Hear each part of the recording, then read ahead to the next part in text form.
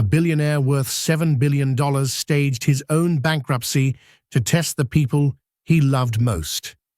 His fiancée returned the ring without a word. His family rushed to court to steal his inheritance. His friends vanished overnight. But what he discovered about human nature and himself would cost him everything he thought he knew about loyalty, love, and the true price of wealth. Welcome, dear friend, to a story that will challenge everything you believe about money, family, and the masks we all wear. Before Arthur Sinclair's journey begins, I want to remind you that the greatest treasures in life aren't found in bank accounts. They're found in the courage to seek truth, even when it costs us everything. May this story awaken something in you, a hunger for authentic connection over comfortable illusions. And if you're ready to dive into this transformative tale, I'd be deeply honored if you'd consider subscribing to this channel and tapping that like button. Not as a favor to me, but as a commitment to yourself, a signal that you're ready for stories that challenge, inspire, and reveal uncomfortable truths. Your support helps us create more content that matters. Now let's begin Arthur's descent into the truth. The scent of old leather and cigar smoke hung thick in the conference room as Arthur Sinclair watched his attorney slide the forged bankruptcy documents across the mahogany table. The paper made a whisper-soft sound against the polished wood, and Arthur felt his pulse quicken, not from fear, but from the anticipation of what would unfold. "You understand what you're asking me to do," Roger Pemberton said, in his weathered fingers tapping the manila folder. "This isn't just play acting. Once we file these papers, once word gets out, there's no taking it back cleanly." Arthur leaned back in his chair, feeling the cool leather against his shoulders through his tailored shirt. He was 42 years old, worth approximately $7 billion, and about to discover whether anyone in his life actually gave a damn about the man beneath the fortune. "I understand perfectly," Arthur said. His voice carried the slight rasp of someone who'd spent too many nights nursing bourbon and doubt. "My wedding is in 6 months. My fiancée, Victoria, has spent the last year planning an event that rivals a royal coronation. My brother Julian has been asking for another loan to expand his restaurant chain. Now my mother calls me twice a week with charity galas that need my name and my checkbook." He paused, studying the amber liquid in the crystal glass before him. The whiskey caught the afternoon light streaming through the floor-to-ceiling windows, casting golden patterns across his knuckles. "But when I talk about my childhood, about building the first prototype in my garage, about the nights I slept in my car to afford another month of server costs, their eyes glaze over. I'm not a person to them, Roger. I'm a bank that happens to breathe." Roger removed his wire-rimmed glasses and cleaned them with a monogrammed handkerchief. The old lawyer had been with Arthur since the beginning, back when Arthur's company, Sinclair Innovations, was nothing but a dream and a patent application. Your father would have called this foolish," Roger said quietly. "My father died thinking money solved everything. Maybe that's why he never noticed my mother was miserable, or why Julian resented him, until the end." Arthur's jaw tightened. "I need to know if Victoria loves me or loves what I can provide, if my family sees me as their brother and son, or as their safety net." The plan was elegant in its simplicity. Roger would file carefully crafted bankruptcy documents, claiming that Arthur's investments in a quantum computing startup had catastrophically failed. The company would appear to collapse under mysterious circumstances involving fraud committed by a CFO who'd vanished to a country without extradition treaties. Arthur's personal guarantees would leave him liable for billions in losses. In reality, Arthur's wealth remained safely protected through a labyrinth of offshore trusts and shell corporations that would take forensic accountants years to unravel. But on paper, he would be ruined, worse than broke, drowning in debt with angry creditors circling. "When do we start?" Arthur asked. "The papers are ready. I can file them tomorrow morning. By afternoon, it'll hit the financial news. By evening, everyone you know will hear about it." Arthur stood and walked to the window. Below, the city sprawled in every direction, a concrete testament to ambition and greed. Somewhere down there, Victoria was probably at the wedding planner's office, selecting floral arrangements that individually exceeded what most people earned in a month. His mother was likely at her country club, bragging to her friends about her successful son. Julian was running his restaurants, built on loans Arthur had provided with barely a thank you. "Tomorrow then," Arthur said, "let's see who they really are." The next morning arrived with unseasonable rain that drummed against Arthur's penthouse windows. He'd barely slept, lying awake while watching the city lights blur through water-streaked glass. At 6:47 a.m., his phone buzzed with the first alert. "Breaking. Tech billionaire Arthur Sinclair's company faces catastrophic collapse." The article was savage in its efficiency. It detailed the quantum computing investment, the CFO's disappearance with nearly $2 billion, the cascade of failed contracts, and Arthur's personal liability. By 7:15 a.m., 3 more financial news outlets had picked up the story. By 8 a.m., his phone was vibrating continuously with calls he didn't answer, and Arthur made coffee in his kitchen, the expensive Italian machine hissing and gurgling as it produced a perfect espresso. He savored the bitter taste while reading the messages accumulating on his phone. From business associates, concern mixed with thinly veiled relief that it wasn't them. From acquaintances, the digital equivalent of crossing to the other side of the street. But nothing yet from the people who mattered. The first call he answered came at 8:34 a.m. "Arthur." Victoria's voice carried that particular tone she used when something displeased her, a careful modulation that suggested disappointment rather than anger. "I've been trying to reach you for an hour." "I know. I've been dealing with the lawyers." "Is it true? What they're saying about the company?" Arthur closed his eyes, and pressing his palm against the cool granite countertop. "It's worse than what they're saying. The CFO embezzled nearly $2 billion and structured everything, so I'm personally liable. I'm going to lose everything, Victoria. The penthouse, the cars, the investment portfolio, everything." Silence stretched between them like a physical thing. Arthur could hear her breathing, quick, shallow breaths that suggested calculation rather than distress. "What about the wedding?" she finally asked. Not, "Are you okay?" Not, "What can I do to help?" Just, "What about the wedding?" "I can't afford the wedding we planned," Arthur said, keeping his voice level. "I'm sorry. We'll have to scale back significantly. Maybe something at City Hall, a small dinner afterward." "City Hall?"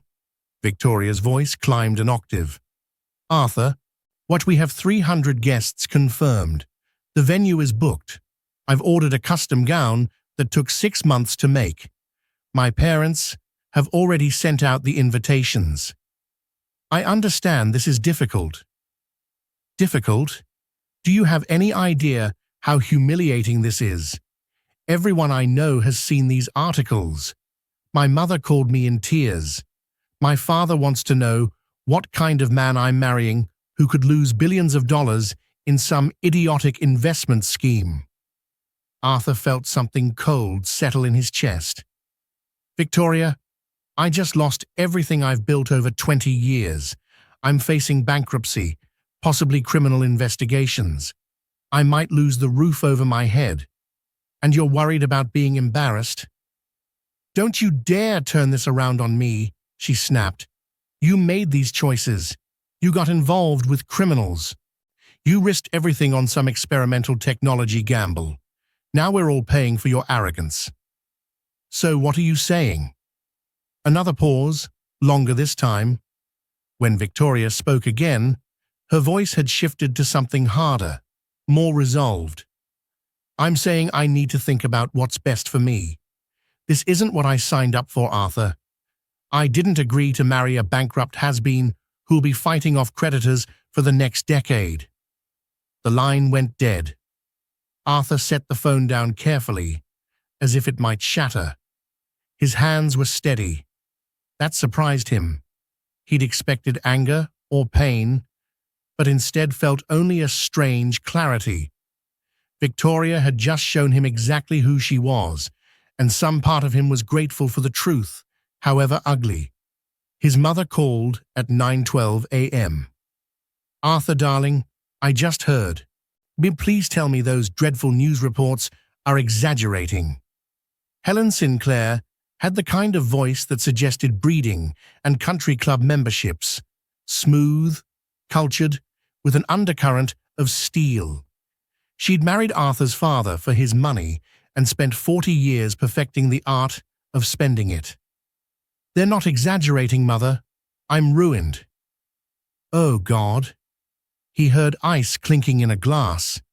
Gin, probably, despite the early hour. How could you let this happen? Your father built this family's reputation, and you've destroyed it in one catastrophically stupid business decision. I'm sorry to disappoint you.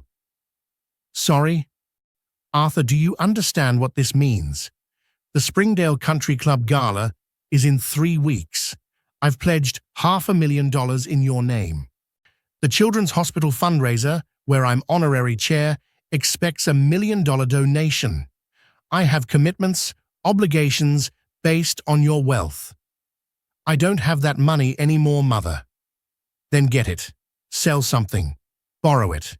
I don't care how, but you can't humiliate me like this. Do you know what Barbara Whitmore said to me this morning? She actually patted my hand and said, "At least you have your health." Do you understand what that means? She was pitying me. Arthur rubbed his temples. I'm sorry about your social standing. Truly. But I'm dealing with something slightly more serious than your friend's condescension. Don't you dare take that tone with me. I'm your mother, and after everything I've sacrificed for you. What exactly have you sacrificed, Mother? The question hung between them like a blade. Helen made a small and sharp sound of indignation. How dare you? I raised you. I gave you every advantage. Father's money gave me every advantage. You gave me criticism and demands for more achievements to brag about at your luncheons. I'm not going to listen to this. Call me when you've figured out how to fix this disaster. And Arthur, don't come to the house. Your brother is living with me while his restaurants get established, and I won't have you upsetting him with your problems. She hung up. Arthur stood at his window, watching rain streak the glass. 2 people he'd planned to build his life around had just revealed that his worth to them was entirely financial. The clarity hurt, but it also hardened something inside him. He had 4 more months of this test. 4 months to see who else would fall away, and who, if anyone, might stay. His brother Julian called at 2:47 p.m. Hey man, bad news about the business, really terrible timing. Julian's voice carried the casual sympathy of someone discussing a cancelled dinner reservation rather than financial ruin. He was 3 years younger than Arthur, handsome in a way that came from good genetics and better trainers, and perpetually charming. Timing? Arthur asked. Yeah, well, I was actually calling about the expansion loan we discussed. For the new restaurant locations in Portland and Seattle. I've got contractors ready to start, investors lined up, the whole thing's ready to go. I just need that 12 million we talked about. Arthur felt something twist in his gut. Julian, did you hear what I said? I'm bankrupt. I don't have $12 million. I don't have $12,000. Come on, Arthur. You're exaggerating. You've got assets. Sell the penthouse, liquidate some investments. You're always telling me about your diversified portfolio. Those assets are frozen. Creditors are claiming everything. I'm going to be lucky if I can afford rent in 6 months. Silence. Then, so you're saying no? I'm saying I'm broke, Julian. I can't help you. Right. Julian's voice had gone flat, cold. You know, this is typical. Finally, when I need you, when I've got something that could actually make me successful on my own terms, you pull the rug out. You've always done this. Done what? Kept me dependent, kept me small. You liked being the successful one, the big shot who could swoop in and save his screw-up little brother. Now that I don't need saving, now that I need a partner, you conveniently go bankrupt. Arthur's hand tightened on the phone. You think I orchestrated losing billions of dollars to avoid giving you a loan? I think you've always needed to be the hero. And if you can't be the hero, you'd rather be the victim than let anyone else succeed. Julian, forget it. I'll find other investors, people who actually believe in me instead of just throwing scraps to keep me grateful. The line went dead for the 3rd time that day. Arthur walked to his home office, a room lined with first editions and framed patents, awards and photographs documenting his rise from garage inventor to tech mogul. He sat in his leather chair and stared at the empire he'd built, wondering if anyone had ever actually cared about the man who'd built it. His phone buzzed with an email from Victoria's attorney. She wanted to pause the engagement until his financial situation stabilized. The legal language was polite, but the message was clear. She was leaving him. Arthur poured himself a bourbon and watched the city below disappear into evening shadows. Tomorrow, he would move forward with the next phase of his plan. He'd rent a modest apartment, take a job that matched his new apparent circumstances, and see how far the abandonment would spread. But tonight, he allowed himself to grieve. Not for the money, that was safe in untraceable accounts, but for the illusion he'd been living under, the fantasy that the people around him saw him as more than a walking checkbook. The rain continued to fall, washing the city clean, while Arthur confronted the truth. He was surrounded by people, but he'd never been more alone. The apartment Arthur rented sat in a neighborhood that real estate agents called transitional and residents called rough. It occupied the 3rd floor of a building that smelled like old cooking oil and mildew, with walls so thin he could hear his neighbor's television through the cheap drywall. The rent was $1,100 a month, less than he used to spend on a single dinner, and it represented his new reality. He'd moved in with 2 suitcases and a determination to see this experiment through.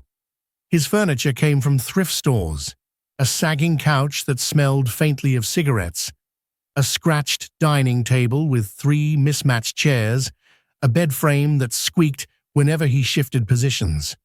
The whole apartment was maybe 600 square feet, and the bathroom had rust stains in the tub that wouldn't come clean no matter how hard he scrubbed.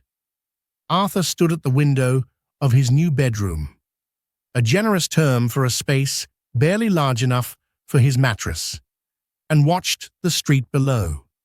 A bodega on the corner advertised cigarettes and lottery tickets.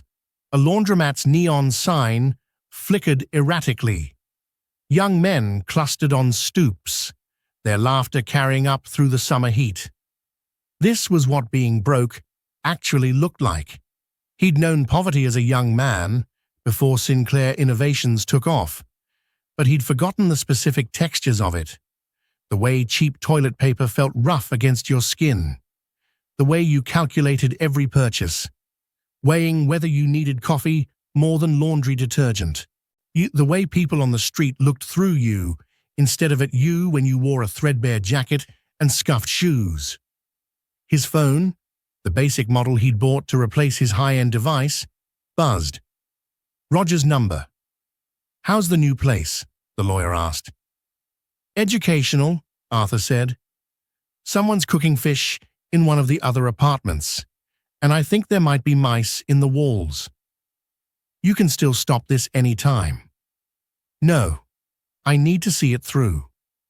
Arthur had taken a job at a warehouse distribution center, loading and unloading trucks for $17 an hour. His manager was a man named Kevin, who wore too much cologne and called everyone Buddy in a tone that suggested he'd forgotten their actual names. The work was brutal. 8-hour shifts of lifting boxes, scanning barcodes, and hustling to meet quotas, while Kevin watched with a clipboard and a permanent expression of disappointment. "Sinclair, you're 2 units behind pace," Kevin shouted across the warehouse floor during Arthur's 3rd shift. "We paying you to daydream?" Arthur wiped sweat from his forehead and returned to hauling 40-pound boxes of consumer electronics from pallets to conveyor belts. His shoulders ached. His lower back had developed a persistent throb that woke him at night. His hands, once smooth from office work and expensive moisturizer, were developing calluses. The other workers regarded him with a mixture of pity and suspicion. They'd heard about his fall. The news reports had been thorough enough that even people outside the business world recognized his name. During lunch breaks in the depressing break room with its flickering fluorescent lights and coffee that tasted like burned plastic, he could feel their sideways glances. "You're that billionaire guy, right?" asked a woman named Danielle during his 4th day. She was maybe 35, with tired eyes and fingernails chewed to the quick. "The one who lost everything." "That's me," Arthur said, unwrapping the sandwich he'd made that morning, peanut butter and jelly on cheap white bread. "My boyfriend keeps saying, you must have been doing something illegal. Says people don't just lose billions without being crooked." Arthur took a bite of his sandwich. The bread was stale. "I trusted the wrong people." "Yeah, well, welcome to the club." Danielle opened her own lunch. Some kind of microwaved meal in a plastic container. "You'll get used to it. Eat the being poor part, I mean. Eventually you stop remembering what it was like to have money." But Arthur did remember vividly, because he still had it. That was the strange, cognitive dissonance of his situation. He was play-acting poverty while his actual wealth sat safely hidden. At night, lying in his uncomfortable bed and listening to his upstairs neighbor's heavy footsteps, he would sometimes pull up his phone and look at his real bank accounts, just to remind himself this was temporary. Except the loneliness wasn't temporary. That was real. Victoria had made the breakup official through her attorney. She'd returned the engagement ring via insured courier, no note, no personal message, just the ring in its velvet box and a signature confirmation receipt. Arthur had sat in his apartment, holding that box, remembering the day he'd proposed on a beach in Santorini, and wondered if she'd ever loved him at all, or if she'd just loved the setting. His mother had stopped calling entirely. According to Roger, who still moved in Arthur's old social circles, Helen had begun telling people that Arthur had always been difficult, and that his financial collapse was the inevitable result of reckless arrogance. She'd accepted money from Julian to cover her country club pledges, and was now referring to her younger son as her rock. Julian himself had found other investors for his restaurant expansion. a group of venture capitalists who'd been eager to back Helen Sinclair's charming younger son, and especially after they'd heard he was nothing like his disgraced brother. Roger had sent Arthur an article from a local business magazine profiling Julian's success, complete with quotes about his independence and refusal to rely on family handouts. "I've always believed in building something yourself," Julian was quoted as saying. "Taking shortcuts, relying on other people's money, that's how you end up making catastrophic mistakes." Arthur had read that article 3 times, each reading making the betrayal sharper. This was the brother he'd supported through business school, funded through 2 failed startups, and bailed out of credit card debt. The brother who'd cried at their father's funeral and promised they'd always have each other's backs. All of it had been conditional on Arthur's ability to write checks. But then came Wednesday evening, 4 weeks into Arthur's new life. He was walking home from a double shift at the warehouse, his whole body aching, and his work boots rubbing blisters on his heels, when he heard shouting from the bodega on his corner. Through the window, he could see Mr. Kim, the elderly Korean man who owned the store, backing away from 2 young men in hoodies. One of them was holding a knife. Arthur's exhaustion evaporated. He pushed through the door, the bell chiming incongruously cheerful. "Hey," he said, his voice carrying more authority than he'd used in weeks. "What's going on?" The 2 men turned.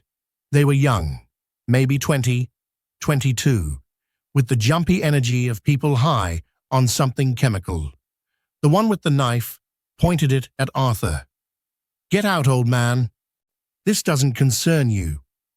"He's got at least 300 in the register," the second one said, "plus whatever's in his wallet."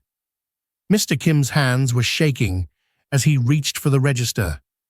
Arthur had been shopping here for a month, and the old man had always been kind, throwing in a free coffee when Arthur came in after late shifts, asking about his day, treating him with the dignity that most of Arthur's former friends had withdrawn. "You really want to do this?" Arthur asked the men. "Rob a bodega for a few $100s? You know there are cameras, right?" He gestured to the security camera in the corner. It was fake. Arthur had noticed that his first week, but these kids didn't know that. "I said get out." The one with the knife lunged forward, and Arthur's body reacted on instinct. He'd taken jiu-jitsu classes for years, back when he had time and money for such things, and muscle memory kicked in. He sidestepped, caught the knife arm, and used the kid's momentum to send him stumbling into a display of chips. The knife clattered to the floor. The second one ran. The first one scrambled up, abandoning the knife, and bolted after his friend.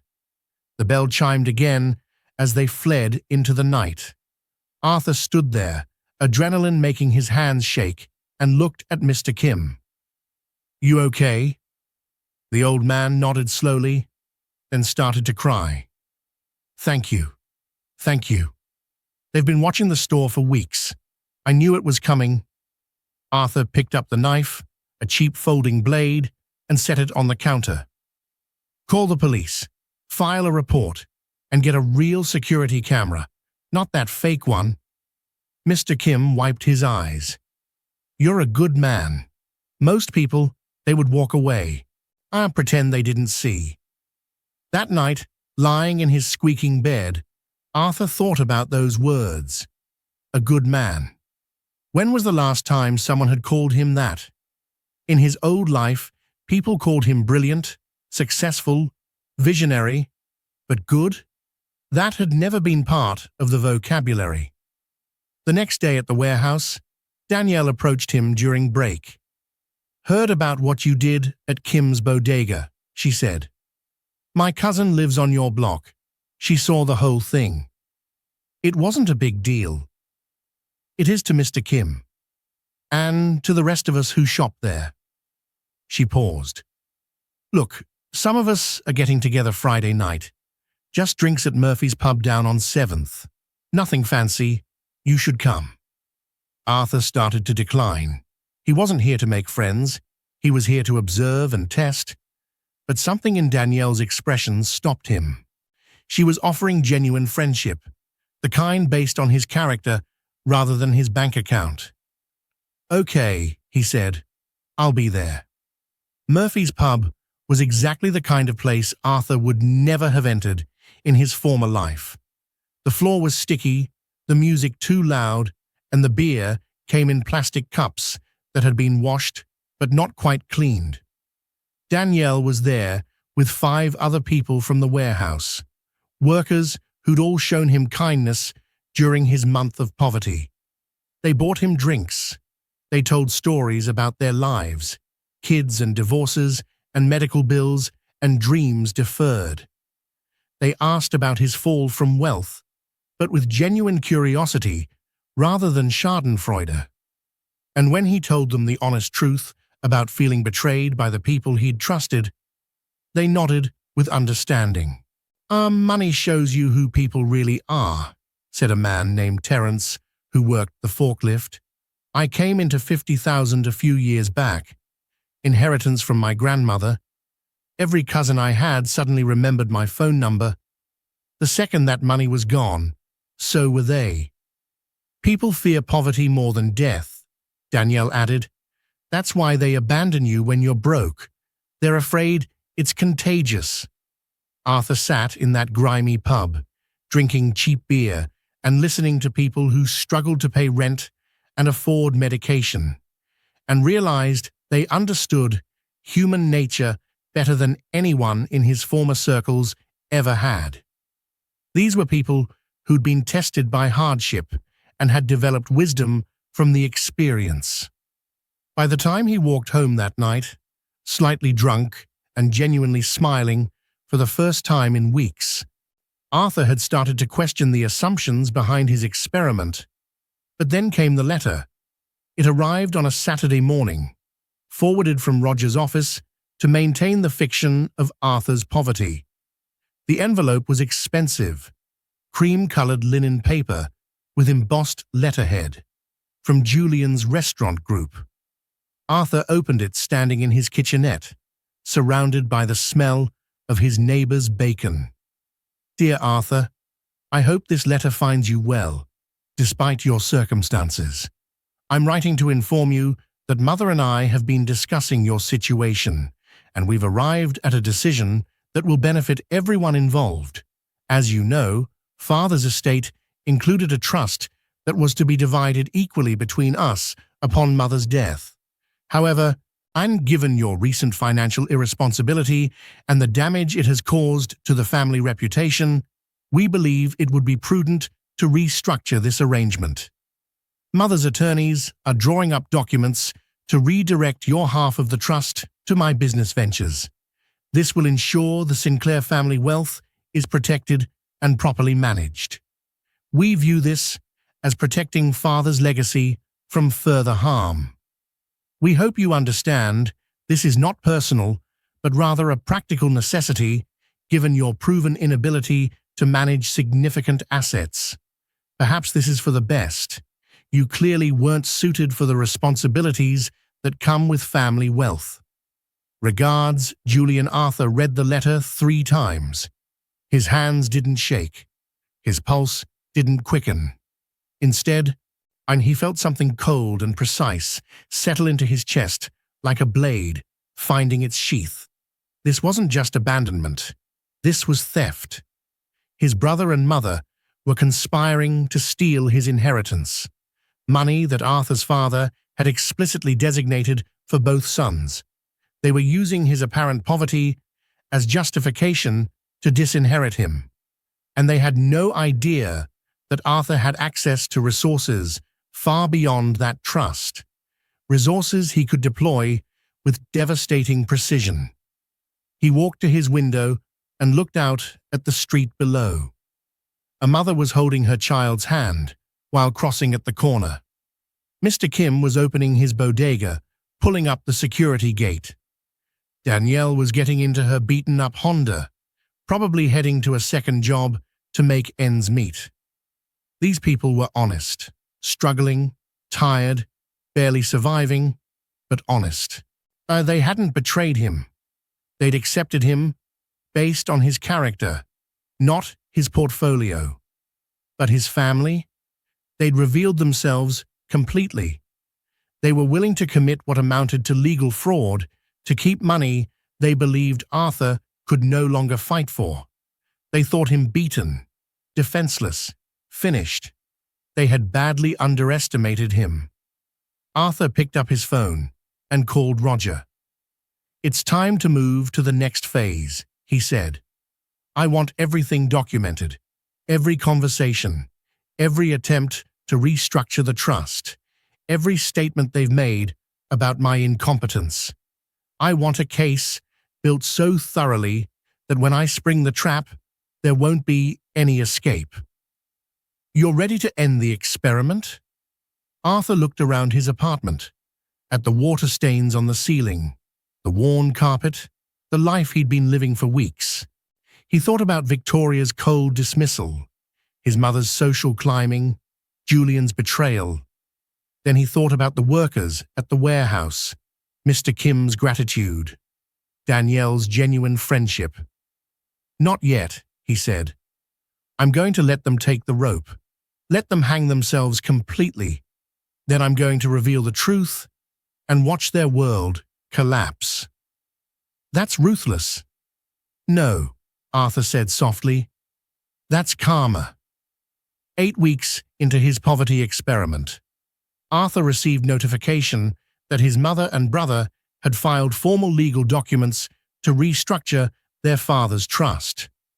Roger forwarded the paperwork with a terse note. "They're moving faster than anticipated. The hearing is scheduled for 6 weeks from now." Arthur sat at his thrift store dining table, reviewing the documents by the light of his cheap desk lamp. The legal language was dense, but the intention was crystal clear.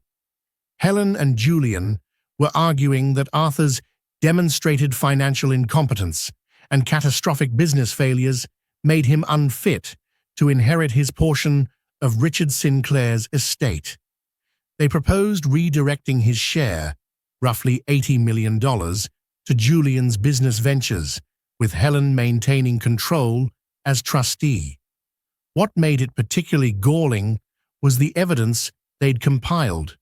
They'd somehow obtained records of Arthur's current circumstances, his warehouse job, his apartment in a questionable neighborhood, his complete lack of assets. They'd even included photographs, grainy surveillance-style images of Arthur in his work clothes, looking tired and defeated. They'd been having him followed. "Ruthless," Arthur muttered, but with a note of bitter admiration. His family had revealed depths of duplicity he hadn't anticipated. They weren't just abandoning him, they were actively working to ensure he could never recover. His phone buzzed, Danielle asking if he wanted to grab coffee before their shift. Arthur stood, tucked the legal documents into a drawer beneath his socks, and stepped into the late summer heat. The neighborhood was alive with morning energy, mothers walking children to school, the bodega opening its doors, construction workers grabbing breakfast from a food cart. This street had become familiar to him, in a way his old penthouse building never had. There, people had been strangers maintained at professional distances. Here, people actually talked to each other. Danielle was waiting at a corner cafe that served surprisingly decent coffee for $2 a cup. Well, she'd pulled her dark hair into a ponytail and wore the same exhausted expression most people in this neighborhood carried, the look of someone working 2 jobs and still struggling to keep ahead of bills. "You look tired," she observed. "Couldn't sleep." "The bed? I told you about that furniture place on 9th Street. They've got decent mattresses for cheap." "It's not the bed." Arthur accepted his coffee. Black, no sugar, because his budget had trained him to skip the extras. Family stuff. Danielle nodded with understanding. They still not talking to you? Arthur had told her a simplified version of his situation. His family had cut him off after his business failed, viewing his poverty as shameful. It was close enough to the truth. Worse than that. They're trying to take money my father left me, and claiming I'm too incompetent to manage it. Can they do that? They're certainly trying. Danielle sipped her coffee, steam rising between them. My dad did something similar when I got divorced. Said I'd made bad choices and couldn't be trusted with the family lake house he'd promised me.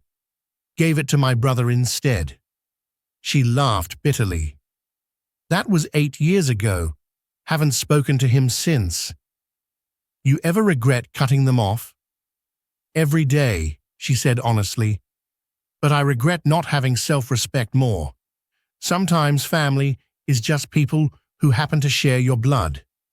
Doesn't mean they're good people. They walked to the warehouse together, joining the stream of workers clocking in for another shift. Arthur had grown accustomed to the rhythm of this work, the physical exhaustion, the simplicity of tasks, and the strange camaraderie that developed among people who suffered the same indignities together. Kevin, their manager, was in rare form that morning. Corporate's breathing down my neck about efficiency numbers, he announced to the assembled workers. We need to increase throughput by 15%. That means faster loading, fewer breaks, and I don't want to hear any complaining. Groans rippled through the group. 15% more work for the same poverty wages. That was the warehouse equivalent of being told to be grateful for the opportunity to be exploited more efficiently. This is garbage, muttered Terence. We're already working at max capacity. Then I guess you'll have to work harder, Kevin said, with a smile that showed too many teeth. Unless anyone wants to volunteer to be the example of what happens to people who don't meet standards. No one volunteered. The shift was brutal. Arthur hauled boxes until his shoulders screamed and his hands developed new blisters beneath his calluses. Kevin prowled the floor with his clipboard, timing their movements and shouting criticism. By lunch, 3 people had been written up for insufficient performance, which was corporate speak for not breaking themselves fast enough. Arthur collapsed in the break room, his sandwich tasting like cardboard. His phone buzzed. Roger again. Need to discuss strategy for the trust hearing. Can you meet tonight? Arthur texted back an affirmative and spent the rest of his shift thinking about the approaching confrontation. His family believed they were manipulating a defeated man who lacked the resources to fight back. They had no idea they were building their own gallows. Roger's office was downtown, in a building Arthur used to visit regularly when he was navigating business deals and contracts. Walking into that granite and glass lobby now, dressed in his warehouse clothes and carrying the smell of physical labor, Arthur felt the receptionist's judgment like a physical weight. I'm here to see Roger Pemberton, Arthur said. The receptionist, a young woman with perfect makeup and a dismissive expression, looked him over with barely concealed disdain. Do you have an appointment? Yes, Arthur Sinclair. Her eyebrows rose slightly. Recognition and confusion warred on her face. She knew the name, had probably seen the news reports about his fall, but was struggling to reconcile the famous billionaire with the tired working man in front of her. Take the elevator to the 14th floor, she said finally, her tone suggesting this was a courtesy she was granting reluctantly. Roger's office hadn't changed. Still the same dark wood, leather furniture, and floor-to-ceiling windows with views of the city skyline. But Arthur saw it differently now, understood the performance of wealth it represented. You look terrible, Roger observed. 8 hours of hauling boxes. It's not kind to the body. Roger poured them both bourbon. the expensive kind that Arthur had once taken for granted, and they settled into chairs by the window. "They've accelerated their timeline," Roger explained. "The hearing is now 3 weeks away. They're arguing that immediate action is necessary to protect the estate from your potential creditors." "Do I have creditors?" Arthur asked dryly. "In theory, yes. The bankruptcy filing is still active, though I've been managing it to ensure it doesn't actually affect your real assets." Roger slid a folder across his desk. "This is what they're planning to present to the judge. Character witnesses, financial records, psychological evaluations, suggesting you're suffering from some kind of breakdown." Arthur flipped through the pages. Julian had provided a written statement describing Arthur's lifelong pattern of reckless behavior and inability to accept responsibility. Helen had submitted a letter detailing his emotional instability and concerning isolation. They'd even found a psychologist willing to suggest, as based on second-hand information, that Arthur might be suffering from depression or mania that impaired his judgment. It was a comprehensive assassination of his character. "They've been thorough," Arthur said. "They're also desperate. Julian's restaurant expansion is apparently more expensive than anticipated. He needs capital quickly, or his investors will walk. So he's trying to steal my inheritance to cover his own financial mismanagement." "Essentially, yes." Arthur set down the folder and looked out at the city. Somewhere down there, in his small apartment, in his working-class neighborhood, he had a life that was smaller but in many ways richer than the one he'd left behind. He had Danielle's friendship, earned through character rather than wealth. He had Mr. Kim's respect, and purchased by defending his store rather than patronizing it. He had the strange dignity that came from earning his survival through labor. But that didn't mean he was going to let his family steal from him. "I want to attend the hearing," Arthur said. Roger frowned. "That's risky. If you appear too competent, too prepared, they might suspect—" "I'll attend as myself, the broke warehouse worker barely holding his life together. But I want to be there when they testify. I want to see their faces when they lie about me. And then? Then we let them win." Roger nearly dropped his bourbon. "Excuse me?"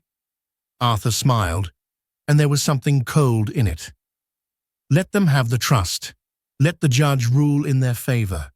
Let them celebrate their victory and start spending money they think they've successfully stolen." "I don't understand." "Roger, we've been documenting everything. Every attempt to manipulate the trust. Every statement about my incompetence. Every piece of evidence they've fabricated or exaggerated. Once they've committed themselves completely. Once they've spent money and made plans based on what they think is a legal ruling in their favor, then we reveal the truth." Understanding dawned on Roger's face. "That's not just winning the case. That's destroying them legally and personally." "They tried to destroy me," Arthur said quietly. "They thought I was defenseless and moved to take everything my father wanted me to have. They deserve exactly what's coming to them. The psychological impact will be devastating. When they realize you were never actually broke, that you've been watching them reveal their true natures." "Good," Arthur interrupted. "Let them feel what I felt when Victoria returned my ring without a note. Let them experience what I experienced when my mother called me a disappointment. Let them understand the betrayal I felt reading Julian's letter about my financial irresponsibility." Roger studied him for a long moment. "You've changed. 2 months of this experiment. You're harder now." "I'm clearer now," Arthur corrected. "I understand that wealth doesn't just reveal character, it masks it. Strip away the money, and people show you exactly who they are. My family showed me they're thieves. Victoria showed me she's shallow. My old social circle showed me they were always just networking contacts. And your new friends? The warehouse workers? Arthur thought of Danielle, sharing her divorce story over coffee, and of Terence defending his co-workers against Kevin's exploitation, of Mr. Kim crying with gratitude after Arthur stopped a robbery. They've shown me what actual human decency looks like, Arthur said. And when this is over, when I've dealt with my family, I'm going to remember that lesson. They spent the next 2 hours going over the legal strategy. Roger would appear at the hearing as Arthur's attorney, but would deliberately present a weak case, enough to look legitimate, but not enough to actually prevent the ruling. Arthur would attend, but remain mostly silent, playing the role of defeated victim. They would let Helen and Julian believe they'd won completely. Then, after a specific period of time, long enough for Julian to start spending the money, long enough for Helen to resume her social climbing with renewed financial backing, Roger would file an explosive motion, revealing that Arthur's bankruptcy had been fictional, that his wealth had always been protected, and that every statement his family had made about his incompetence had been provably false. The judge won't just reverse the ruling, Roger explained. He'll likely refer them for investigation of attempted fraud. Even if charges aren't filed, the civil penalties could be enormous, and the publicity will destroy them socially, Arthur finished. Mother's Precious Country Club won't want to be associated with someone who tried to steal from her own son. Julian's investors will flee, and everything they've built on the foundation of my apparent poverty will collapse. You're certain about this? Arthur stood and walked to the window. Below, the city glittered with lights. Restaurants where he used to dine without checking prices, theaters where he used to attend galas, clubs where his presence had once been coveted. All of it felt hollow now, like stage sets hiding the actual drama of human existence. I've spent 2 months discovering who people really are, Arthur said. Now I'm going to show them the consequences of revealing their worst selves. He left Roger's office and took the subway back to his neighborhood, a journey that would have been unthinkable 2 months ago. The train was crowded with workers heading home, everyone exhausted and lost in their own struggles. Arthur stood, holding a pole, and pressed between a woman who smelled like cleaning products and a man whose headphones leaked tinny music, and felt more connected to humanity than he had in years. When he reached his apartment, he found Danielle sitting on the front steps of his building. "Hey," she said. "I was worried about you. You seemed off today." Arthur sat beside her, the concrete still warm from the day's heat. "My family's trying to steal money my father left me. There's a court hearing in a few weeks. Can you fight it? I have a lawyer, but honestly, I'm not sure it matters anymore." The lie came easily, smoothly.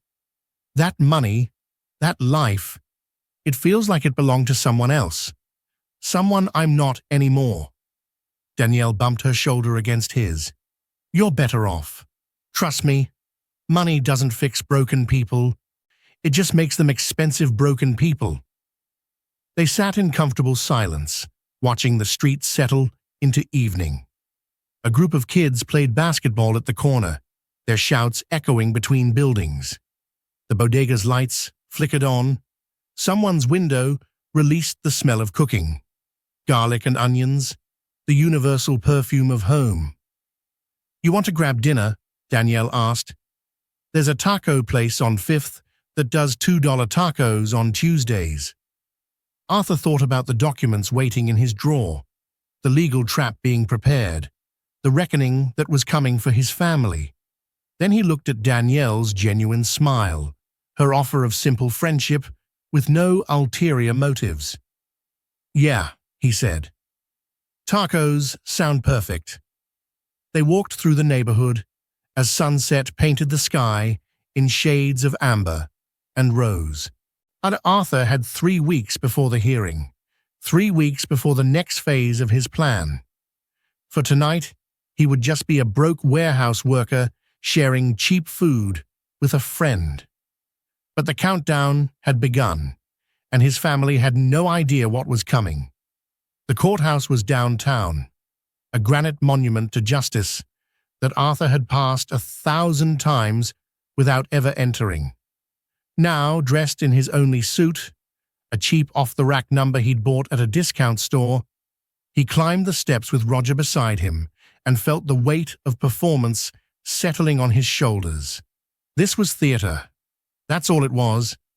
A carefully orchestrated play, where Arthur would perform defeat while his family performed righteousness, and the judge would make a ruling that seemed like the end, but was really just the middle of a much longer story. The courtroom was smaller than Arthur had imagined, with fluorescent lights that gave everything a sickly yellow cast. Helen and Julian were already seated at the plaintiff's table with their attorney, a sharp-dressed woman named Patricia Hendricks who specialized in estate law and had a reputation for aggressive tactics. Helen wore pearls and an expression of wounded dignity. Julian sat beside her in a tailored suit, his face arranged into sympathetic concern. They looked like loving family members forced by circumstance to take difficult but necessary action. It was a masterful performance. Neither acknowledged Arthur's entrance. The judge, a stern woman named Beverly Canton, with reading glasses on a chain, reviewed documents while they waited. Roger had researched her extensively. She was fair, but had little patience for family drama and tended to rule based on clear financial logic rather than emotional appeals. "All rise," the bailiff announced. Judge Canton settled behind her bench and surveyed the room with the expression of someone who'd seen every variation of human greed and was unimpressed by all of them. "This is a petition to restructure the Richard Sinclair Trust," she said. "Mrs. Helen Sinclair and Mr. Julian Sinclair are requesting that the court approve redirecting assets originally designated for Mr. Arthur Sinclair. Let's begin with the petitioner's case. Ms. Hendricks?" Patricia Hendricks stood, and Arthur had to admire her skill. She spoke clearly and confidently, and painting a picture of Arthur as a once brilliant man who'd suffered a catastrophic collapse, not from bad luck, but from fundamental character flaws that made him unsuited for managing significant wealth. "The evidence will show," she said, "that Mr. Arthur Sinclair engaged in reckless investment practices that resulted in the loss of approximately $7 billion. His CFO embezzled funds that Mr. Sinclair should have monitored. His business partners exploited weaknesses in his management style. His fiduciary negligence led directly to bankruptcy." She pulled up photographs, images of Arthur's current apartment, his warehouse workplace, his tired face caught by surveillance cameras.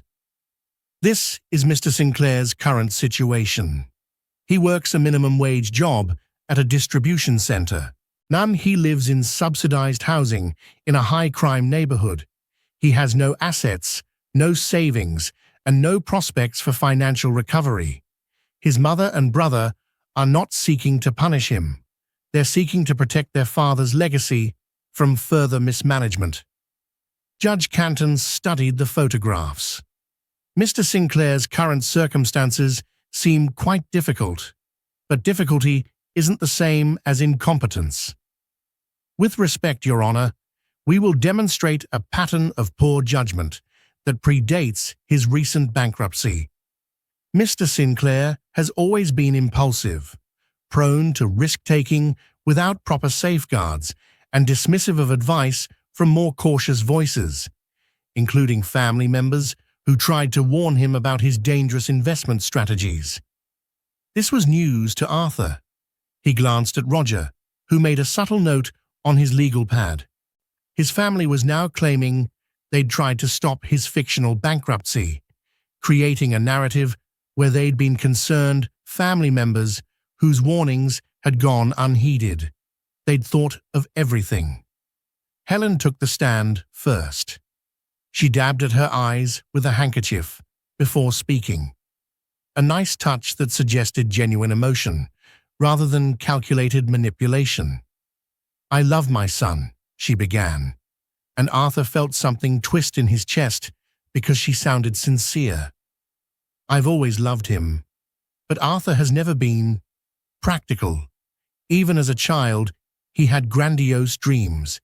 He wanted to change the world, to build impossible things. His father encouraged it, perhaps too much." "Can you describe your concerns about Mr. Sinclair managing his inheritance?" Patricia prompted. "He'll lose it," Helen said simply. Not through malice or intentional waste, but because he doesn't understand his own limitations. He thinks every risk is worth taking, every dream is achievable. Richard's trust represents nearly $80 million, money that should support the family for generations. If Arthur gets his hands on it in his current state, he'll gamble it away on another doomed venture. "Has he approached you for money recently?" "Multiple times. He wants loans to start over. He has business ideas that make no sense, technology ventures he can't possibly fund, investment schemes that rely on capital he doesn't have. He's desperate, Your Honor, and desperate men make terrible decisions." This was entirely fictional. Arthur hadn't contacted his mother once since his fall, but he understood the strategy: paint him as both incompetent and actively dangerous to the family's financial stability. Judge Canton looked at Arthur. "Mr. Sinclair, do you have anything to say in response to your mother's testimony?" Arthur stood slowly, feeling every eye in the courtroom on him. He'd rehearsed this moment with Roger, had practiced the exact tone of exhausted defeat. "My mother is right," he said quietly. "I made terrible decisions. I trusted people I shouldn't have trusted. I lost everything because I was arrogant enough to think I couldn't fail." He paused. "But that money was my father's promise to me. He wanted me to have it. And I don't think I should be punished for the rest of my life because I made mistakes. Even if those mistakes demonstrate you're not capable of managing significant assets," Judge Canton asked, "everyone deserves a second chance." "That's what Julian is trying to give you," Helen interjected. "A chance to live without the burden of wealth you can't handle. A chance to rebuild without the temptation to repeat your mistakes." Julian took the stand next. He was smooth, rehearsed, hitting all the right notes of concerned younger brother forced into an uncomfortable position. "Arthur was always my hero growing up," he said, and Arthur wondered if Julian believed his own lies. "He was the smart one, the successful one. I idolized him. So when he called asking me to invest his trust fund in his new ventures, I wanted to help." Roger straightened. This was another fabrication. Arthur had never made such a request. "What was your response?" Patricia asked. "I said no. I told him he needed to take time, heal from the bankruptcy, get perspective. But he got angry, said I didn't believe in him, that I was just another person abandoning him." Julian's voice caught, with what sounded like genuine emotion. "It broke my heart, but I knew enabling him would only make things worse." "Have you had contact with your brother since?" "Minimal. He's blamed me for his situation, as if my refusal to fund his schemes somehow caused his problems. The truth is, Arthur has always needed someone else to blame. When our father was alive, he blamed father for being too controlling. Now he blames me for being too cautious." Judge Canton made notes. "Mr. Sinclair, Did you ask your brother to invest your trust fund in business ventures? Arthur stood again. I may have mentioned ideas to him. I don't remember requesting anything specific. You don't remember? Patricia jumped on this. Your Honor, this is precisely the kind of confusion we're concerned about. Mr. Sinclair's mental state has deteriorated to the point where he can't recall significant conversations with family members. I've been under a lot of stress, Arthur said, maintaining his defeated tone. I work 8-hour shifts loading trucks. I live in a neighborhood where I hear gunshots at night. My memory isn't perfect. Perhaps because you're not mentally fit to manage your own affairs, let alone an $80 million trust? Roger stood. Objection. Counsel is testifying rather than questioning. Sustained, Judge Canton said. Ms. Hendricks, limit yourself to actual questions. The hearing continued for another 3 hours. Patricia brought in a financial expert who testified that Arthur's business decisions had been consistently suboptimal and showed clear patterns of impaired judgment. She presented emails, fabricated or taken wildly out of context, that supposedly showed Arthur making increasingly erratic statements about money and business. Through it all, Arthur maintained his performance. He answered questions in a flat, exhausted voice. He acknowledged his failures. He looked exactly like what they were painting him to be. A broken man, too damaged to be trusted with his own inheritance. Finally, Roger had his chance to present Arthur's defense. Your Honor, he began, my client admits he suffered a significant financial setback, but financial failure doesn't equal mental incompetence. Thomas Edison failed 1,000 times before succeeding. Should he have been declared unfit to manage his own affairs? Edison didn't lose $7 billion, Patricia countered. The amount is irrelevant. What matters is whether Mr. Sinclair is capable of making decisions about his own life and inheritance. The petitioners have presented innuendo, speculation, and out-of-context communications. They've taken the natural grief and struggle of a man rebuilding his life and painted it as mental illness. Roger called Arthur to the stand. This was the dangerous part.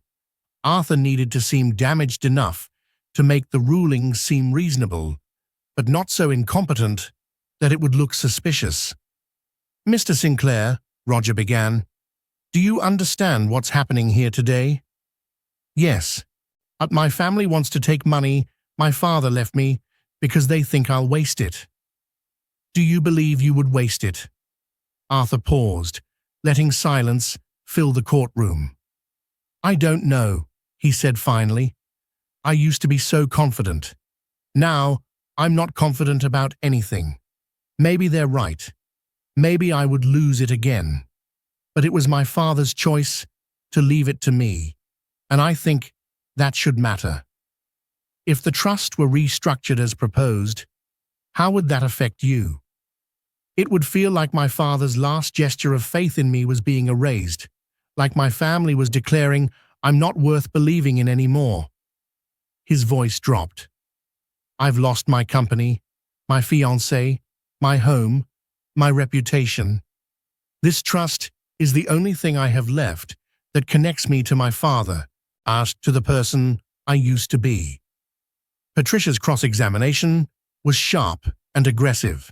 She pushed Arthur on specific decisions, questioned his memory of events, forced him to acknowledge confusion and uncertainty. By the time she finished, Arthur had been thoroughly painted as sympathetic, but fundamentally incapable. Judge Canton called a 30-minute recess. Arthur sat with Roger in a side room, drinking terrible coffee from a vending machine. You were perfect, Roger said. Damaged enough to seem genuine, but not so damaged it looks like performance. I felt like I was at my own funeral, Arthur said. Listening to people eulogize the person I used to be while I sat there pretending to be a corpse. That's essentially what this is. They're burying the old Arthur Sinclair and dividing up his estate. Roger checked his watch. The judge will rule quickly. Canton doesn't like to drag these things out. He was right. 35 minutes later, they were back in the courtroom. Judge Canton looked tired. I've reviewed the evidence and heard the testimony. This is not an easy ruling. Mr. Sinclair clearly suffered a devastating financial collapse, and his current circumstances are difficult. However, the evidence presented by the petitioners is compelling.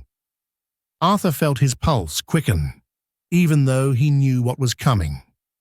The pattern of behavior demonstrated, the risky investments, the refusal to accept advice, the subsequent deterioration of Mr. Sinclair's mental state, suggests that he is not currently capable of responsibly managing significant assets. While I sympathize with his situation, my primary obligation is to protect the estate Richard Sinclair worked his entire life to build. Helen gripped Julian's hand. They were trying not to smile. Therefore, I'm ruling in favor of the petitioners. The trust will be restructured with Julian Sinclair as primary beneficiary under Helen Sinclair's oversight as trustee. Arthur Sinclair will receive a monthly stipend of $5,000 to assist with living expenses, but will not have direct access to the trust principal. The gavel came down with a sound like a gunshot. Arthur let his head drop, his shoulders slump. He was the picture of defeat, a man who just lost his final connection to his former life. Patricia Hendricks stood. Thank you, Your Honor. My clients are grateful for this wise ruling. Julian and Helen embraced. Across the courtroom, Arthur could see tears on his mother's face, tears of relief, of victory, of the satisfaction that came from securing money she believed she deserved more than her broken son. They filed out separately. Arthur walked slowly, letting Roger guide him, maintaining his defeated posture until they were outside the courthouse. Then, on the steps, away from cameras and witnesses, Arthur straightened. Phase 2 complete, he said quietly. Roger nodded. I'll file the preliminary documents tomorrow. Once they start spending that money, once they've committed themselves completely, we spring the trap. Arthur looked back at the courthouse. Somewhere inside, his family was probably celebrating with their attorney, congratulating themselves on their successful theft. They had no idea the execution chamber they'd just built for themselves. And how long do we wait? Arthur asked. 3 months. Long enough for Julian to sink that money into his expansion, for your mother to make commitments based on her newfound access to funds. Long enough that unwinding it all becomes devastating rather than just embarrassing. 3 months, Arthur repeated. I can keep working at the warehouse that long, keep living in my apartment, keep maintaining the fiction. You don't have to. Yes, I do. I need to see this through completely. Need to make sure I understand exactly what I learned from this. They parted ways. Roger headed back to his office to begin preparing the legal counterattack. Arthur took the subway home, squeezed between tired workers who had no idea they were standing next to a billionaire playing the longest, most elaborate practical joke in financial history. When he reached his building, he found Danielle waiting on the steps again. How'd it go? She asked. Arthur sat beside her. They won. My brother gets the trust. I get a monthly allowance that barely covers rent. I'm sorry. Don't be. Some losses are just clarity in disguise. They sat in the gathering dusk, watching the neighborhood shift into evening. Somewhere across the city, his family was celebrating their victory. In 3 months, they would discover that victory had been an illusion, and the consequences would be absolute. But tonight, Arthur was just a broke warehouse worker, sitting on concrete steps with a friend. And that felt more real than anything in his former life ever had. The trap had been set. Now came the waiting. 11 weeks after the court ruling, Arthur stood in the warehouse loading bay at 6:47 a.m. and watching his breath mist in the early autumn air. Kevin was running late, unusual for their perpetually punctual manager, and the workers clustered in small groups, grateful for the extra moments before the day's labor began. "My sister saw your brother on TV last night," Terence said, walking up with his usual morning coffee, truck stop brew in a plastic cup. "Some business show. He was talking about his restaurant empire expansion." Arthur felt something tighten in his chest. "Yeah?" Looked real pleased with himself. Talked about building something meaningful and not relying on family handouts. Kind of ironic, given... Terence trailed off awkwardly. "Given he's spending money he took from me?" Arthur finished. "It's fine. I've made peace with it." That was a lie. Arthur hadn't made peace with anything. For 11 weeks, not he'd watched from his poverty line existence, as Julian had publicly celebrated his independence and business acumen while spending Arthur's inheritance. The restaurant expansion had accelerated. 5 new locations across 3 cities, each one opening with press coverage that featured Julian as the visionary entrepreneur who'd overcome family tragedy to build an empire. The tragedy being Arthur's fall, which Julian referenced with carefully practiced sympathy. "My brother's situation taught me valuable lessons about risk and responsibility," Julian had said in one interview. "I'm building my business the right way, sustainable, responsible, without the reckless gambling that destroyed his company." Arthur had watched that interview in his apartment, drinking cheap beer and letting the bitter irony wash over him.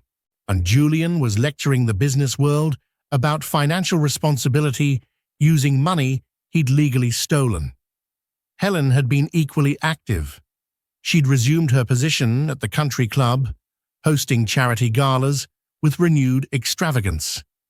Roger's investigators had documented dozens of events where she donated lavishly, always making sure photographers captured her generosity, always mentioning her family foundation that was ensuring responsible wealth management.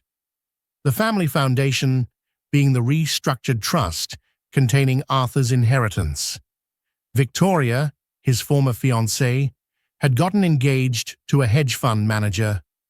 Arthur had seen the announcement in the society pages, a photo of her displaying a diamond ring that made the one he'd given her look modest. The caption mentioned she'd moved on from past difficulties and was excited about her future with someone who understands financial stability.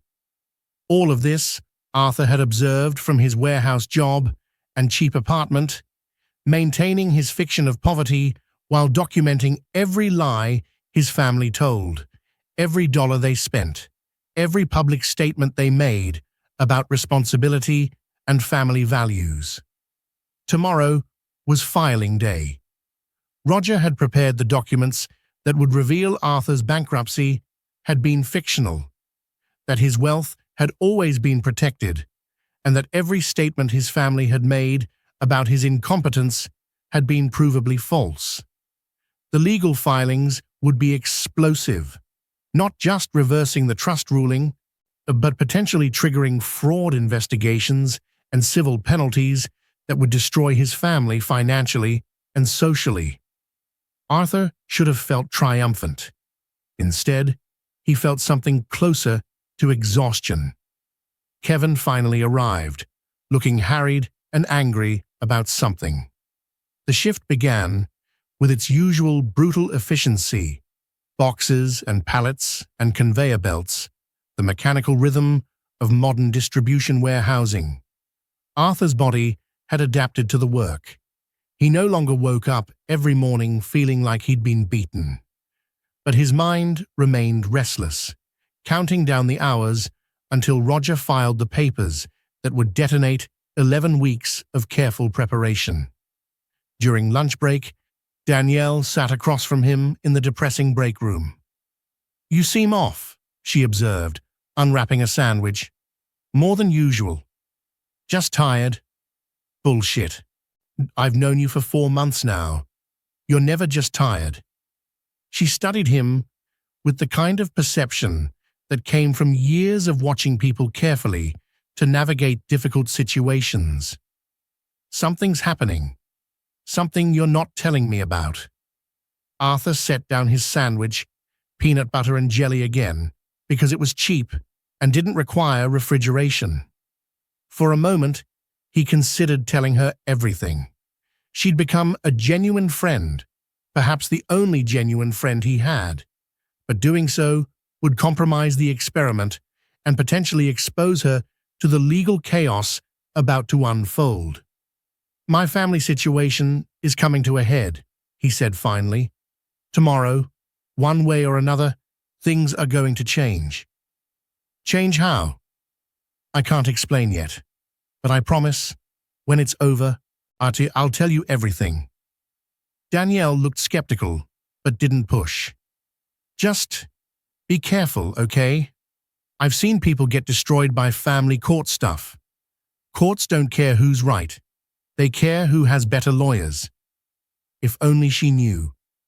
The afternoon shift dragged. Arthur's mind kept drifting to tomorrow, imagining the moment his family would receive the legal papers, the expressions on their faces when they realized they'd been played. He'd fantasized about this for weeks, but now that it was imminent, he felt something unexpected. Doubt. What if he was no better than them? What if this elaborate revenge scheme just made him another rich person, using wealth as a weapon? He'd spent months learning about genuine human connection and mutual support from people like Danielle and Terence. Now he was about to deploy the very tools of wealth and privilege he'd started questioning. At 4:17 p.m., Kevin approached Arthur's station. "Sinclair, corporate wants to see you. Building C, 3rd floor, office 302. Arthur felt his stomach drop. "Why?" "How should I know? Just go. Clock out first. This is on their time, not ours." Arthur cleaned up his station and headed across the campus to Building C, the administrative offices where the actual decision-makers worked, far from the warehouse floor. Office 302 belonged to Regina Foster, the regional HR director. She was a woman in her 50s, with salt and pepper hair and the exhausted expression of someone who'd spent decades dealing with the messy human side of corporate efficiency. "Mr. Sinclair, sit down, please." Arthur sat in the uncomfortable plastic chair across from her desk, his warehouse uniform suddenly feeling very conspicuous in this carpeted, climate-controlled office. Regina opened a manila folder. "We've become aware of some irregularities regarding your employment." Arthur's pulse quickened. "Irregularities?" "Your background check. When you were hired, you listed your previous employment as various tech industry positions, but we've received information suggesting you may have misrepresented your experience and qualifications. Someone had betrayed him, but who? Only Roger knew the full truth of his situation. "I didn't misrepresent anything," Arthur said carefully. "Everything on my application was accurate." "So you're saying you're not Arthur Sinclair, the former CEO of Sinclair Innovations, the billionaire who filed for bankruptcy 8 months ago?" The question hung between them like a blade. Yet Arthur could deny it. But what was the point? Tomorrow, his identity would become public anyway when Roger filed the papers, and lying now would only make things worse. "I am that person," he admitted. Regina's expression didn't change. "So you took a warehouse job under false pretenses. You've been working alongside people struggling to make rent while sitting on hidden assets. You've been playing poverty like it's a game. It's not like that. Then what is it like, Mr. Sinclair? Because from where I'm sitting, it looks like a rich man decided to cosplay as working class for his own amusement. Do you have any idea how offensive that is to the people who don't have the option to stop pretending? Arthur felt heat rise in his face. I was testing something and trying to understand who people really are when money's removed from the equation. And did your little social experiment provide enlightening data? Regina's voice dripped with contempt. Did you enjoy watching people trust you, befriend you, thinking you were one of them? They are my friends. No, Mr. Sinclair, friends don't manipulate each other with elaborate lies. You use these people. You made them believe you were struggling alongside them, while the whole time you had billions in hidden accounts. That's not friendship. That's exploitation.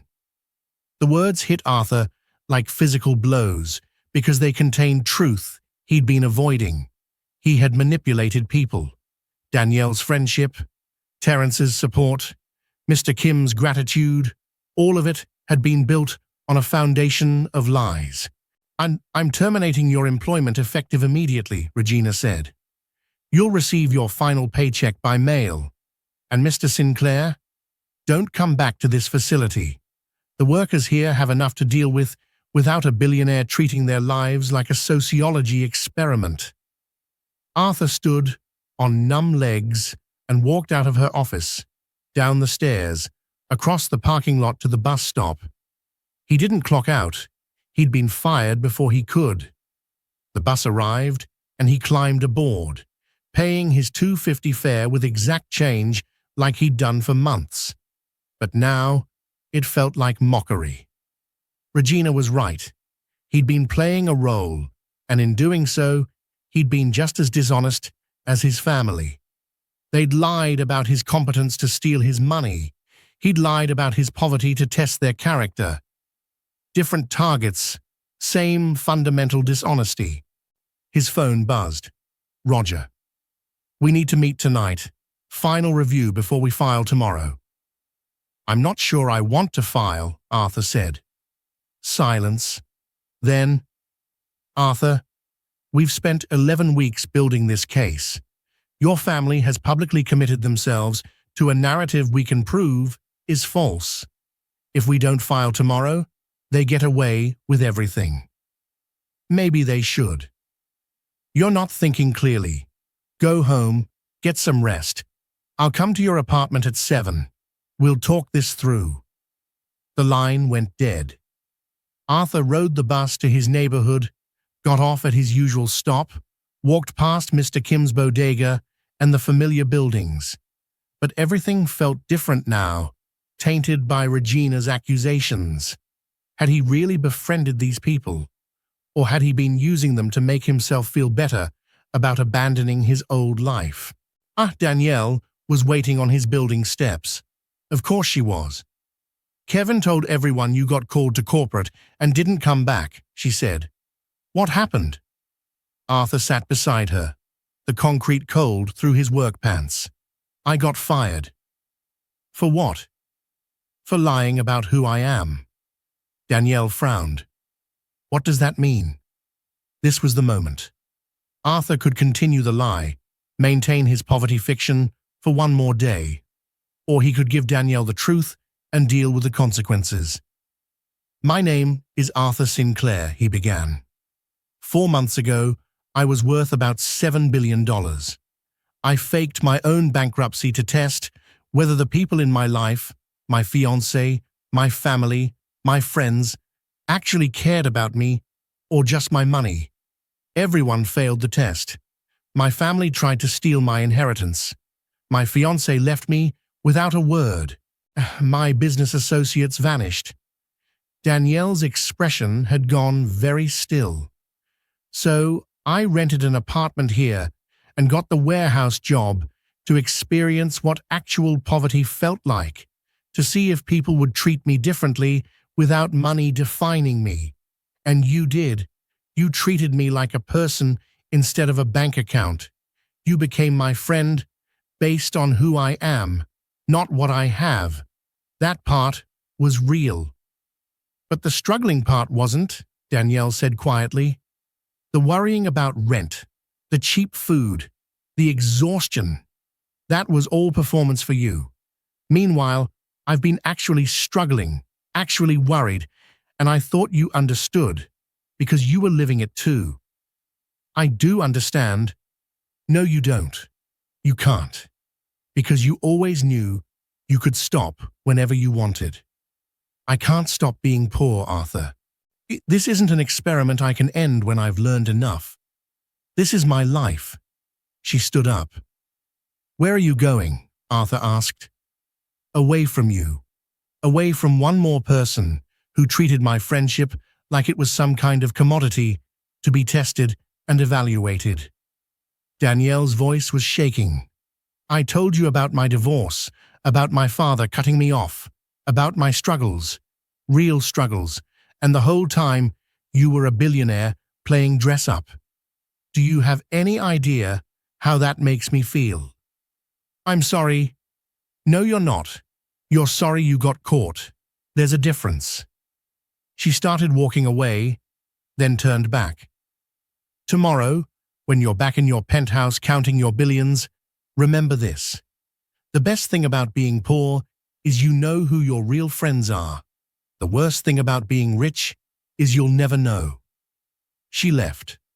Arthur sat on the steps alone, watching the street grow dark, and felt the full weight of Regina's words settle over him.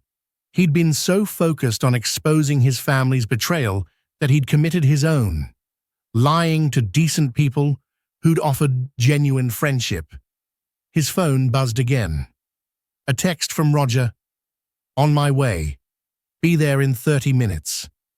Arthur climbed the stairs to his apartment one last time.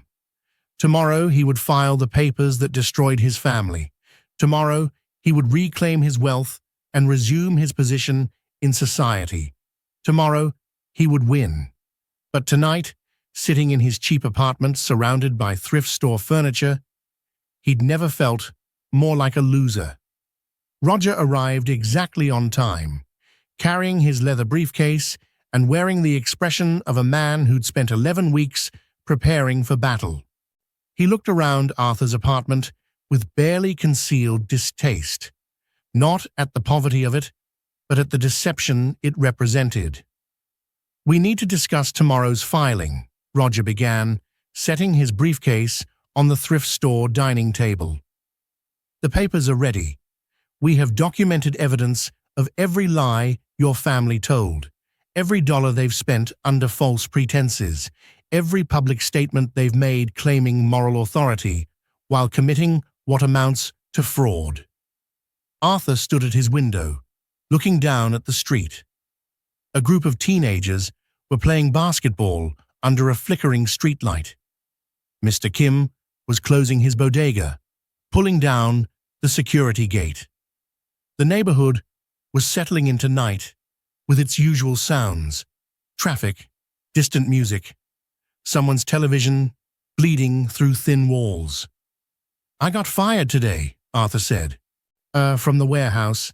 HR figured out who I really am, called my whole experiment exploitation, said I was using struggling people for my own amusement. Roger set down the document he'd been holding. That's an oversimplification of what you were doing. Is it?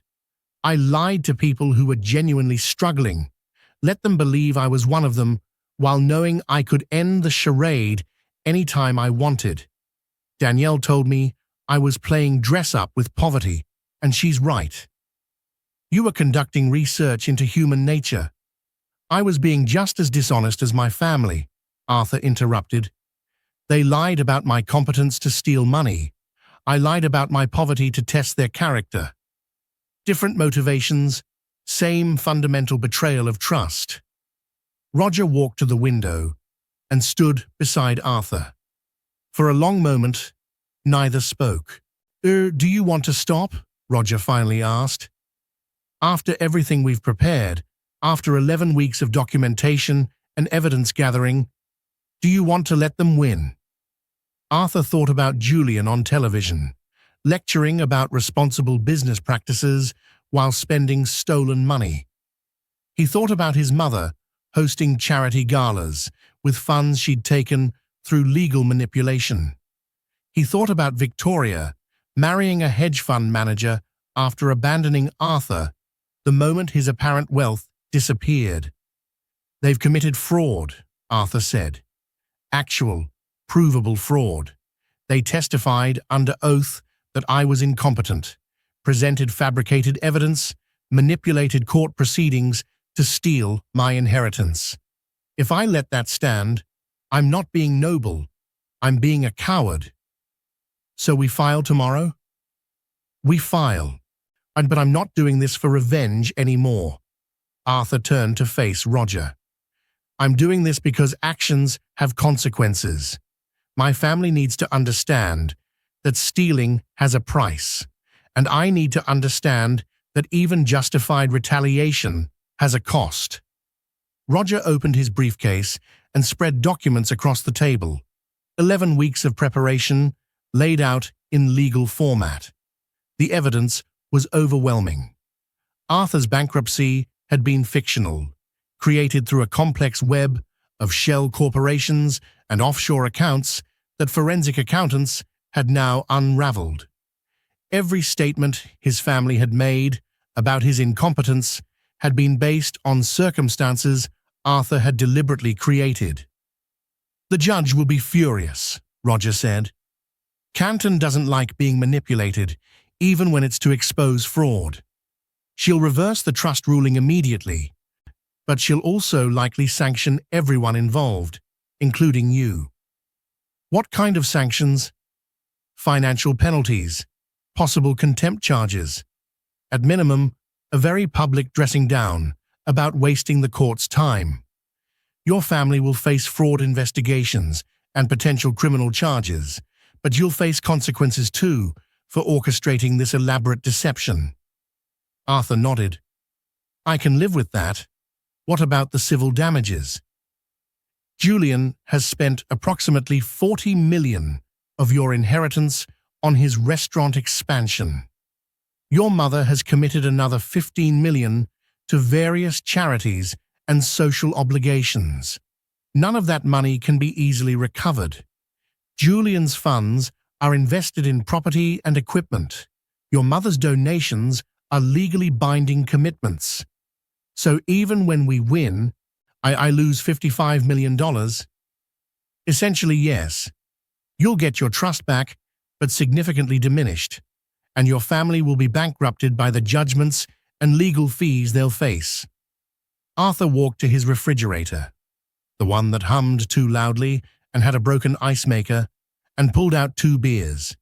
He handed one to Roger. "To consequences," Arthur said, raising his bottle. "The deserved kind and the collateral kind." They drank in silence. Outside, a siren wailed past.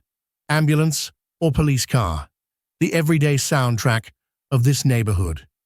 4 months ago, Arthur wouldn't have even heard it.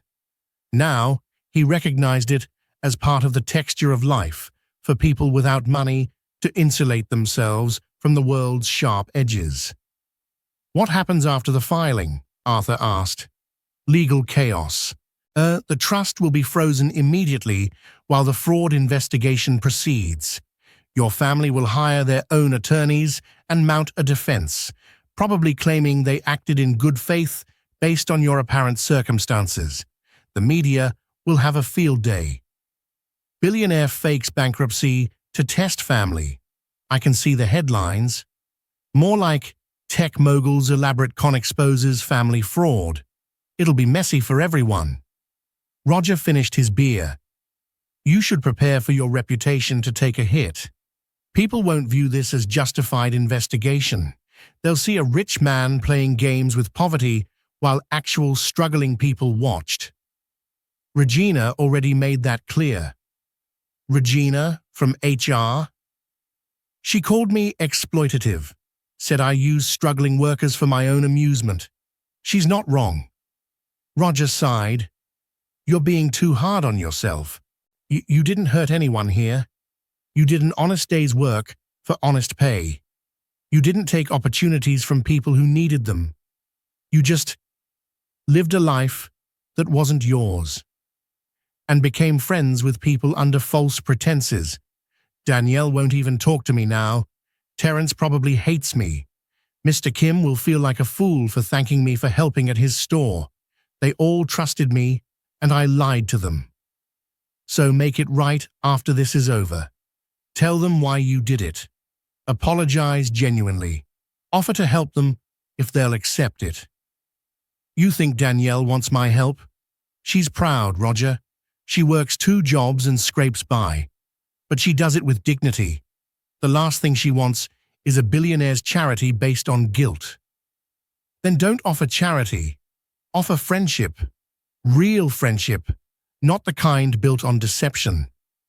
Arthur laughed bitterly. How does that work?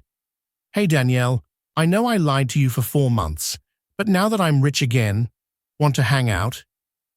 Something like that. Look, you can't undo the deception. You can only move forward honestly, and you can only do that after we deal with your family. Roger packed his documents back into his briefcase. Get some sleep. Tomorrow is going to be exhausting. After Roger left, Arthur sat in his apartment, surrounded by the artifacts of his poverty experiment. The thrift store couch that smelled like strangers. The scratched dining table where he'd eaten peanut butter sandwiches and worried about grocery budgets. The cheap bed that squeaked with every movement. He'd learned what he set out to learn. That his family valued money over relationships. That his fiancée had been shopping for lifestyle rather than love. And that genuine friendship existed, but required honesty he'd failed to provide. The price of that education had been higher than he'd anticipated. He pulled out his laptop, the basic model he'd bought to maintain his fiction, and started writing. If tomorrow was going to expose his deception to the world, he wanted to at least explain it in his own words first. An open letter about money, deception, and what I learned. My name is Arthur Sinclair. 4 months ago, I was worth approximately $7 billion. Today, I'm worth the same, though you wouldn't know it from how I've been living. I faked my own bankruptcy to test whether people in my life valued me or valued my money. The results were devastating and clarifying. My family tried to steal my inheritance. My fiancé left me without a word. My business associates vanished. When everyone failed the test, because they were never looking at me. They were looking at my portfolio. So I took a warehouse job and rented a cheap apartment and lived like someone who actually struggled financially. I befriended people who were genuinely poor. I experienced their kindness, their dignity, their struggles, and I lied to them every single day by pretending to be something I wasn't. Tomorrow, I'm filing legal papers that will expose my family's fraud and reclaim my stolen inheritance. I'll win that battle. But I've already lost something more important, the respect of decent people who thought I was one of them and discovered I was just another rich person treating poverty like a costume. To Danielle, Terrence, Mr. Kim, and everyone else I deceived, I'm sorry. You deserved honesty and received performance. You offered genuine friendship and received research data. I have no excuse except that I was so focused on exposing my family's character that I never examined my own. I learned that poverty isn't ennobling, it's exhausting. I learned that friendship without money is richer than wealth without friendship. I learned that testing people's character while lying about your own is hypocrisy. and I learned that sometimes winning isn't worth the price you pay to achieve it. Tomorrow I reclaim my fortune, but I'll never reclaim the innocence of believing I'm a good person who did a justified thing. Some knowledge destroys the person who acquires it. I hope that counts for something. Arthur read through the letter 3 times, then saved it to his desktop. He'd publish it after the legal filing, after the media chaos started. And it wouldn't fix anything, but at least it would be honest. He lay in his uncomfortable bed for the last time, listening to his upstairs neighbor's heavy footsteps and the distant sound of traffic. Tomorrow, he would move back to his penthouse, resume his position in society, and deal with the consequences of 11 weeks of deception. But tonight, in this apartment that smelled like old cooking oil and possibility, he allowed himself to mourn. Not for his family, they'd revealed themselves completely, but for the person he'd been pretending to be, the struggling warehouse worker who'd found dignity in labor and friendship in honesty. That person had been fictional, but he'd been better than the billionaire who created him. Sleep came eventually, fitful and dreamless. At 5:43 a.m., Arthur's alarm jerked him awake. For a moment, he reached for his warehouse clothes before remembering he'd been fired. He dressed instead in the cheap suit he'd worn to court, the costume of poverty one last time. Roger called at 6:17 a.m. The papers are being filed right now. By 7 o'clock, your family will be served with notice of the fraud motion. By 8, it'll hit the news. Are you ready? Arthur looked around his apartment one final time, at the life he'd briefly inhabited and would now abandon. I'm ready, he said. Good. I've arranged a press conference for 10 a.m. We'll need to get ahead of the narrative. The media will go insane with this story. I'm publishing a letter first, an explanation. Arthur, you should let me review any public statements. No, this one's mine. It's not a legal document. It's an apology. Roger sighed. Fine, but be prepared for it to be picked apart by every commentator and blogger on the internet. Wealthy people apologizing for anything is blood in the water for media sharks. Let them feed. I earned it. Arthur posted his letter on social media at 6:34 a.m. Then he sat back and watched his phone explode with notifications. The experiment was ending. The reckoning had begun. And Arthur Sinclair, billionaire and fraud, waited to face the consequences of his own deception while exposing his family's. Justice, he was learning, didn't feel as satisfying as he'd hoped. By 7:42 a.m., Arthur's open letter had been shared 60,000 times.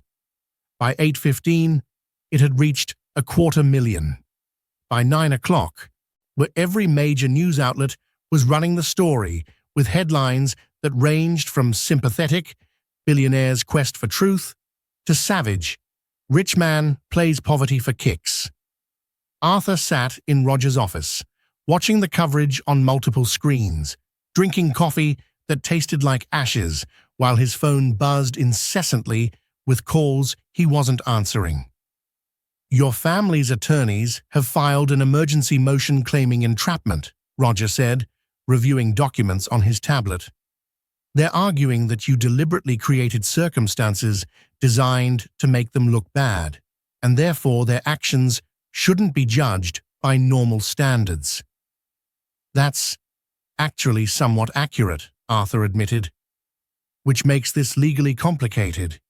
Yes, they committed fraud by misrepresenting your competence and manipulating court proceedings. But you committed fraud by faking your bankruptcy. 2 wrongs don't make a right in civil court. They just make 2 sets of damages. The screens showed talking heads debating Arthur's actions. A psychologist argued he'd demonstrated narcissistic tendencies and social manipulation. A business ethicist suggested his experiment had been methodologically sound, if ethically questionable. A poverty advocate called him offensive and tone-deaf for treating financial struggle as a game. They were all partially right.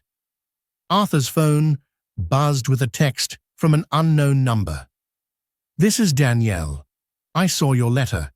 It doesn't change anything, but at least you're being honest now. That's something." He stared at the message, feeling something loosen in his chest. It wasn't forgiveness. Danielle had been clear about that. But it was acknowledgement. She'd seen him try to take responsibility, even if inadequately. Another text. This one from a number he recognized as Terrence. "Man, you're on every channel. Some serious, crazy rich people stuff.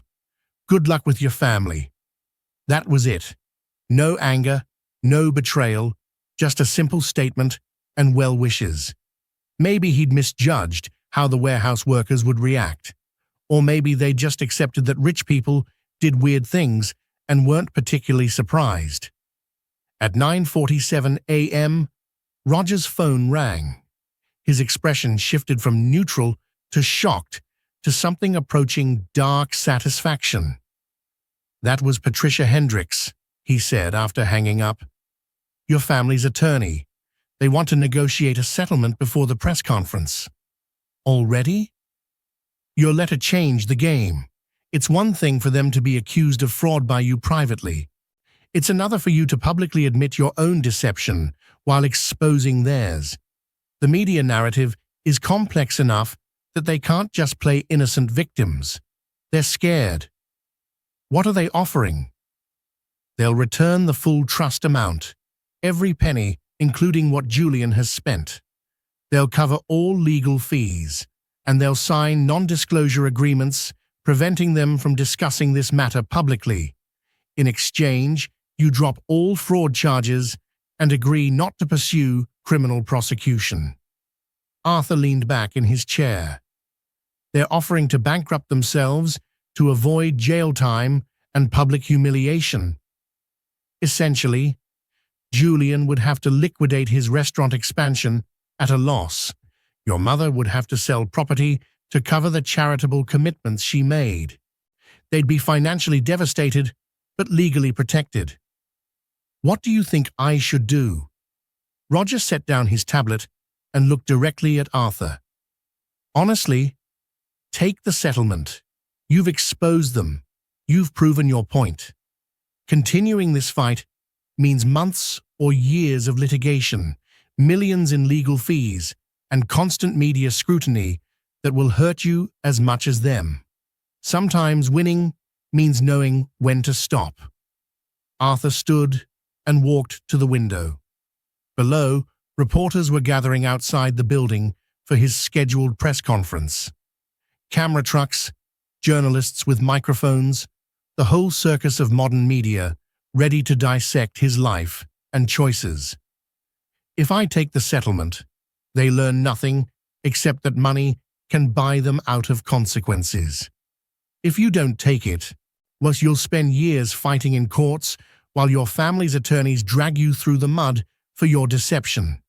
And at the end, you might win legally, but lose publicly. The narrative will be rich people fighting over money, rather than justice served. What about the people I lied to?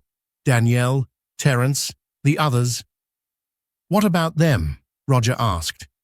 You apologized publicly. You admitted wrongdoing. Taking a settlement versus pursuing prosecution doesn't change what you did to them or what you owe them. Arthur's phone buzzed. An email from Helen Sinclair's personal account, the first direct communication from his mother since his fall began. Arthur, we need to talk. Not through lawyers. Please. He showed the email to Roger. She's trying to go around official channels. Don't respond. And everything needs to go through attorneys now. But Arthur was already typing a response. My apartment, 3 p.m. Come alone. "What are you doing?" Roger demanded. "Something stupid, probably." Arthur sent the email. "But I need to look her in the eye when I decide whether to destroy her." The press conference at 10 a.m. was brutal. Arthur stood at a podium surrounded by cameras and hostile questions, feeling every lens as a judgment on his character. "Mr. Sinclair, do you think it's appropriate for a billionaire to experiment with poverty?" "No," Arthur said simply. "I thought I was conducting research. I was actually being exploitative. I apologize for that." "But you did discover your family's fraud." "I discovered that people who claimed to love me were willing to lie to a judge to steal my money." "That's true. But I also lied to decent people who befriended me in good faith. Both things can be true." "Will you press criminal charges?" "That's under consideration." "Have you returned to your penthouse?"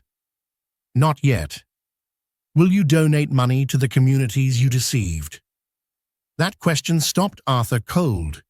He hadn't considered it, but it was brilliantly pointed. If he felt guilty about deceiving struggling people, shouldn't he use his wealth to materially help them? "Yes," he said slowly. "I'll be establishing a fund for the workers at the warehouse distribution center.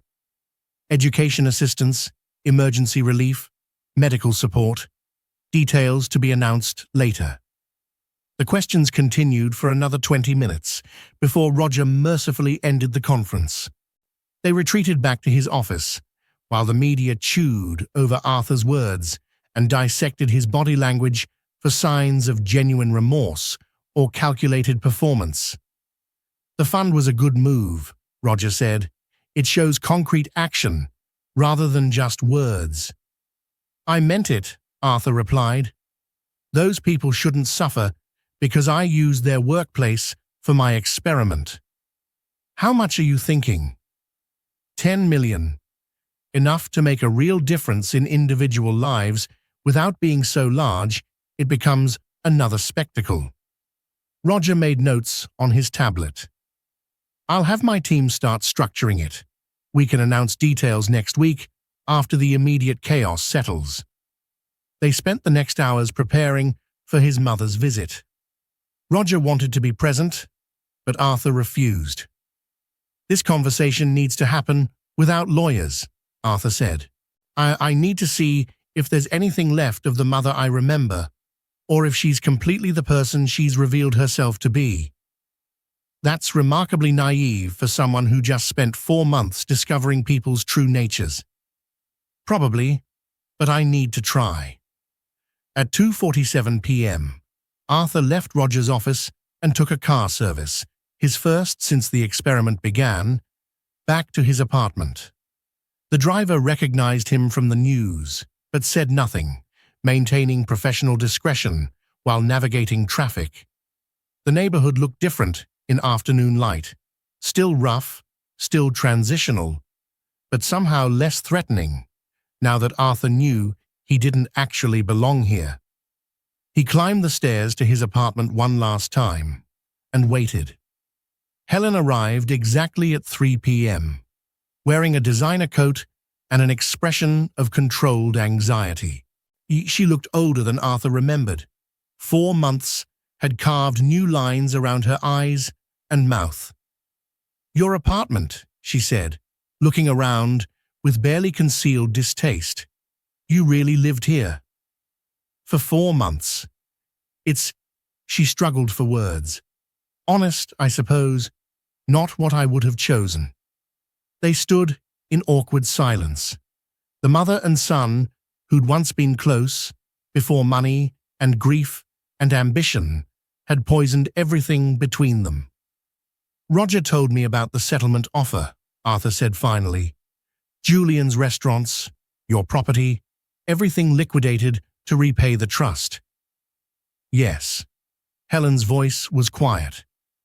"It would destroy us financially. But Patricia says it's our only option to avoid criminal prosecution." "Why did you do it, Mother? Why testify against me? Why lie to a judge about my competence?" Helen walked to the window, the same one Arthur had stood at so many times, watching the street below. Because I was angry. Because when your father died, he left everything structured in ways that gave you control. And because Julian needed help, and you weren't there. I wasn't there. I funded Julian's business school. I financed his first 2 startups. I paid off his credit card debt 3 times. But you always made him ask. You always made him come to you, hat in hand, begging for scraps. Do you know what that does to a person's dignity? Arthur felt anger rising. He could have worked, built something himself. He didn't need to rely on family money. Like you did? Helen turned to face him. Don't rewrite history, Arthur. Your father gave you seed capital for Sinclair Innovations. You didn't build everything from nothing. You built it from privilege and family support. The words hit Arthur because they were true. He'd conveniently forgotten his father's initial investment when crafting his narrative of self-made success. That doesn't justify fraud, Arthur said. No, it doesn't. I'm not defending what we did. I'm explaining it. Helen's composure cracked slightly. When I heard about your bankruptcy, my first thought was relief. Relief that you'd finally understand what it felt like to struggle, to need help, to face humiliation. Is that terrible? Yes, but it's honest. You hated me. I resented you. There's a difference. You had everything. Father's love, business success, a beautiful fiancée. Julian and I were always supporting characters in your story. When you fell, and we saw an opportunity to finally be central rather than peripheral. They stood in silence. Outside, kids were playing on the street, their shouts echoing between buildings. Mr. Kim was arranging produce outside his bodega. Life continued, indifferent to the family drama playing out 3 floors above. I could destroy you, Arthur said quietly. Pursue criminal charges, expose everything in court, make sure everyone knows exactly what you did. I know. Julian would lose his restaurants. You'd lose your social position. The Sinclair name would be synonymous with fraud and betrayal. I know, Helen repeated. And part of me thinks we'd deserve it. Part of you. The part that recognizes we crossed a legal and ethical line.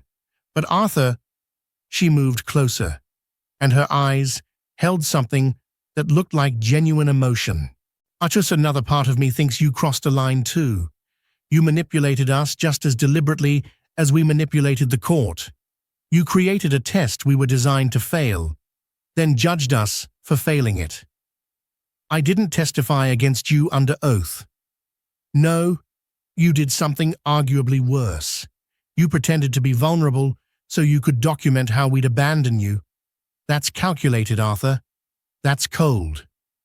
Arthur wanted to argue, but couldn't. She was right. He had been calculated and cold. The fact that he'd uncovered genuine wrongdoing didn't erase his own deception. So what now? He asked. We're at an impasse. You wronged me. I wronged you. Both things are true. Helen reached into her purse and pulled out an envelope. This is a check for $80 million. It's every cent from the trust, liquidated from Julian's expansion and my accounts. It represents financial ruin for both of us. I don't want your bankruptcy. Then what do you want? Arthur considered the question. What did he want? Revenge? He'd had 4 months to taste its approaching satisfaction, and it had turned sour. Justice? The legal system would provide that regardless of his personal feelings. His family? That was the real question. Did he want his family, broken and flawed as they were, or did he want righteousness? I want honesty, Arthur said finally. Real honesty, not the performance we've all been giving. Can you give me that? Helen sat heavily on his thrift store couch. I'm a terrible mother. I've known that for years, but never admitted it. Your father and I had a loveless marriage based on financial arrangement. I took out my disappointment on you boys, pushed you to achieve so I could brag. I criticized you when you faltered so I wouldn't have to examine my own failures. When Richard died, I saw you as the keeper of wealth I felt entitled to. And when you fell, I felt vindicated rather than sympathetic. The admission hung between them. Raw, painful, undeniably honest. Julian's not much better, she continued. He's weak, always has been. Charming, but weak. He resented you his whole life because you had father's approval. When the opportunity came to take something from you, he justified it as evening the scales. Neither of us considered that what we were doing was actually theft because we'd convinced ourselves you owed us. Arthur sat beside his mother on the sagging couch. I'm not innocent in this. I could have been a better brother, a better son. I was so focused on building my company that I treated family relationships as obligations rather than priorities. And when I got hurt by Victoria's abandonment, I designed an experiment that ensured everyone else would fail too. So we're all terrible people, Helen said, with a bitter laugh. The Sinclair family, rotten to the core. Or human, just deeply, complicatedly human. They sat together in silence. Outside, Mr. Kim waved at someone passing by. Danielle's beaten-up Honda pulled into a spot down the street. She was home from her afternoon shift. The neighborhood moved through its rhythms, unconcerned with the billionaire family drama occurring in apartment 3B. What happens now? Helen asked. Do you take the check and destroy us? Do you refuse the check and pursue criminal charges? Or is there some third option I'm not seeing? Arthur thought about Roger's advice to take the settlement. He thought about Danielle's text. At least you're being honest now. He thought about 4 months of discovering that wealth masked character and poverty revealed it. I'll take the check, he said, but on one condition. Name it. Julian has to actually work, not manage from an office. Work. I want him on the floor of one of his restaurants for 6 months, cooking, serving, cleaning, whatever needs doing. I want him to understand what actual labor feels like. He'll hate it. Good. I hated the warehouse, but it taught me things I needed to learn. Julian needs to understand that business isn't just vision and investment. It's the daily grind of people making things work. Helen considered this. And me? What's my punishment? You're going to volunteer 20 hours a week at a women's shelter or food bank. Somewhere you'll interact with people who don't care about your social status or country club membership. People who need help rather than performance. You're joking. I'm completely serious. 6 months for both of you. Do that, accept real consequences, and I'll drop all legal action. Refuse, and Roger files criminal charges tomorrow. Helen stood and walked to the window again. For a long moment, she said nothing. You've become cruel, she finally said. Or maybe you always were, and I just never noticed. I've become direct. There's a difference. You and Julian stole from me because you felt entitled to my money. Fine. Now earn it back through actual contribution to society rather than social climbing and self-aggrandizement. And if we agree to your terms, then we're done. No more lawsuits, no more public drama. We go our separate ways with the understanding that we're family by blood, but not by choice. Maybe someday that changes. But for now, I need distance from both of you. Helen turned to face him. Her expression was complex. Anger, resentment, but also something that might have been respect. "You're more like your father than I ever gave you credit for," she said. "Richard would have done exactly this, made it about teaching a lesson rather than just punishment. I'll take that as acceptance of my terms. You haven't left me much choice." Helen picked up the envelope containing the check and held it out. $80 million. Julian's dreams liquidated, my social position demolished, the family fortune returned to its rightful owner. Arthur took the envelope but didn't open it. "I'm using this to establish the Workers' Fund I mentioned at the press conference, and to create programs for people transitioning out of poverty. The Sinclair Trust will actually serve the people Father claimed to care about, rather than just supporting our lifestyle." "How noble of you." "It's not noble, it's appropriate. I used poverty as a costume, so now I'll use my wealth as a tool to help people who actually suffer from it." Helen walked to the door, then paused. "For what it's worth, I am sorry. Not just because we got caught, but because we should have been better. All of us." "Yeah," Arthur said. "We should have." She left. Arthur sat alone in his apartment. He's holding an envelope containing $80 million and feeling like he'd won and lost in equal measure. His phone buzzed. "Roger, did your mother agree to the terms?" Arthur texted back. "Yes. Draw up the agreements, 6 months of actual work, then we're done. And the criminal charges? Dropped.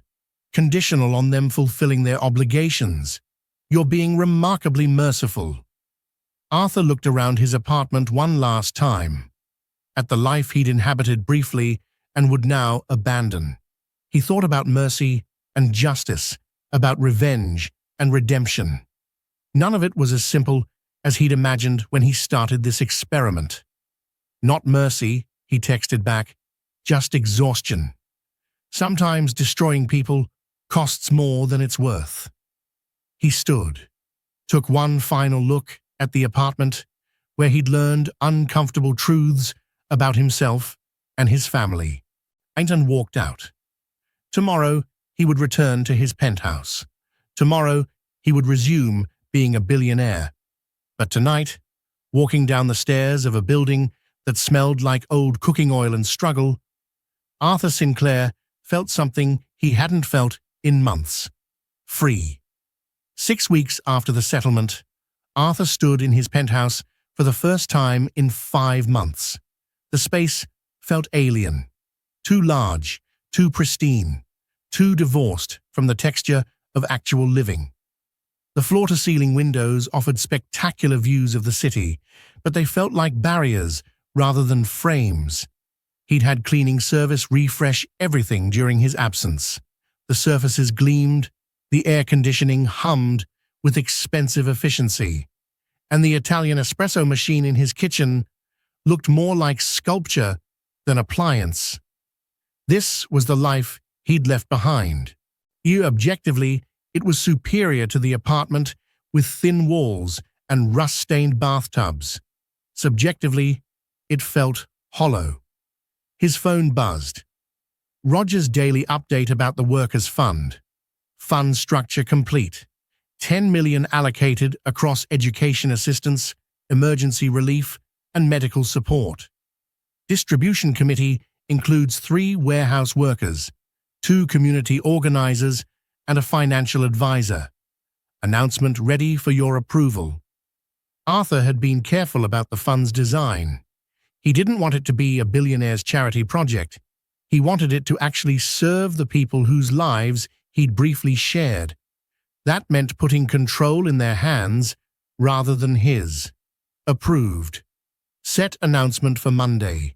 And Roger, make sure I'm not at the press conference.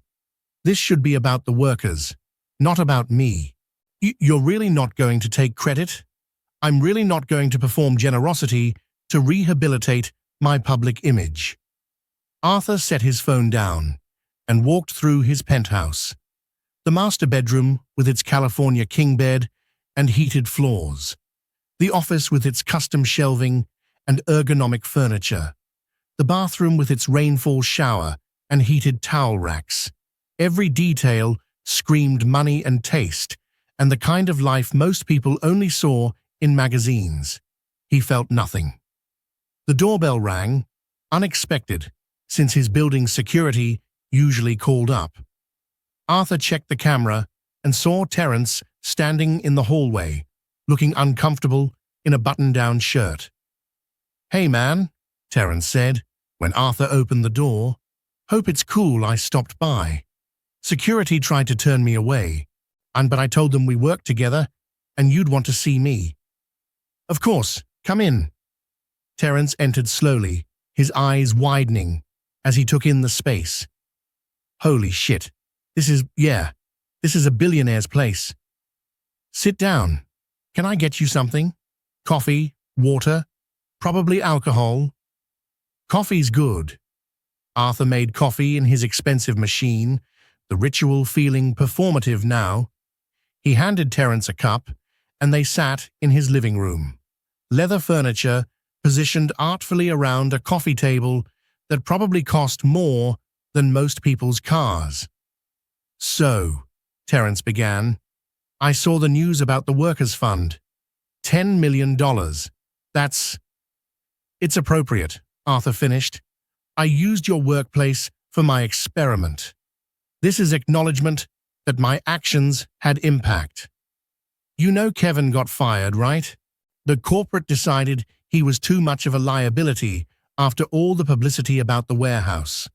Some journalists started digging into his management style, found complaints about harassment and discrimination. He's gone." Arthur hadn't known. "That's good. He was a terrible manager." "Regina from HR got promoted. She's running the whole distribution center now. First thing she did was implement better breaks and safety protocols. Turns out, when your workplace becomes famous for being the site of a billionaire's poverty experiment, corporate suddenly cares about working conditions. Unintended consequences. Best kind." Terence drank his coffee, clearly trying to figure out how to say something difficult. "Look, I came here for a couple reasons. First, to tell you I don't hate you. Danielle's still pretty pissed, and Terence and most people are just processing. But I get why you did it. You wanted to know if people were real. That makes sense. Even though I lied to everyone, you lied about who you were. You didn't lie about how you treated people. You still hauled boxes and bought groceries and helped Mr. Kim when his store was getting robbed. The person we knew, that was real, even if the circumstances weren't." Arthur felt something tight loosen in his chest. "Thank you for saying that. Second reason I came, I wanted to ask for something." Terence set down his coffee cup. "My daughter's 15. Smart as hell, straight A's, wants to go to college, but I can't afford it. Community college maybe, but not the kind of school where she could really develop her potential. I'll cover her tuition. Whatever school she gets into." "Hold up, that's not what I'm asking for. I don't want your charity, man. I want something different." Terence leaned forward. "That workers' fund you're setting up, I want to help run it. I know those people. I know the community. I know what kind of help actually makes a difference versus what's just rich people feeling good about themselves." Arthur studied Terence, the warehouse forklift operator who'd shown him kindness during his poorest months. He'd assumed people would want money, not involvement. "The fund has a distribution committee," Arthur said. 3 positions reserved for warehouse workers. You want one of those positions? I want to be on the committee that decides how $10 million gets used to help people like me. And I want it to be an actual job, not volunteer work. They pay me what the work's worth, so I can quit the second shift I've been working to make ends meet. This was unexpected and perfect. The committee positions pay $60,000 a year plus benefits. You'd be evaluating applications, coordinating with community organizations, ensuring the money actually helps, rather than just disappearing into overhead. Exactly. And yeah, I'd use some of that money to help with my daughter's college, but I'd be earning it, not taking handouts. Arthur extended his hand. You're hired. Report to Roger's office Monday morning. He'll handle the paperwork and get you oriented. Terrence's handshake was firm, calloused from years of manual labor. You did a shitty thing lying to us, but you're trying to make it right.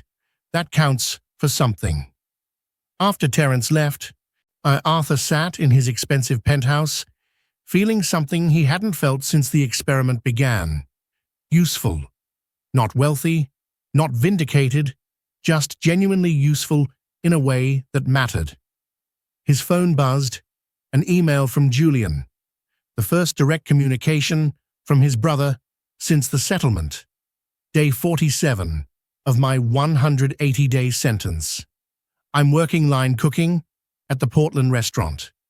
The head chef is 24 years old and treats me like I'm an incompetent idiot. He's not wrong.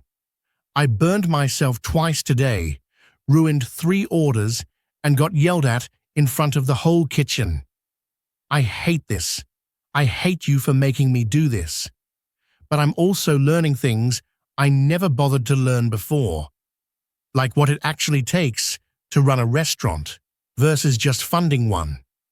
Still hate you, though. Julian Arthur smiled despite himself. His brother was suffering, yes, but he was also learning. That had been the point. Another email, this one from his mother. Week 8 at the women's shelter. The director asked me to help organize their donation drive. I told her I don't do organizing. I attend events where other people organize things. She said that's nice, but here I'll be sorting clothes and calling businesses to ask for contributions. I called 17 businesses today. 12 hung up on me. 3 said they'd think about it.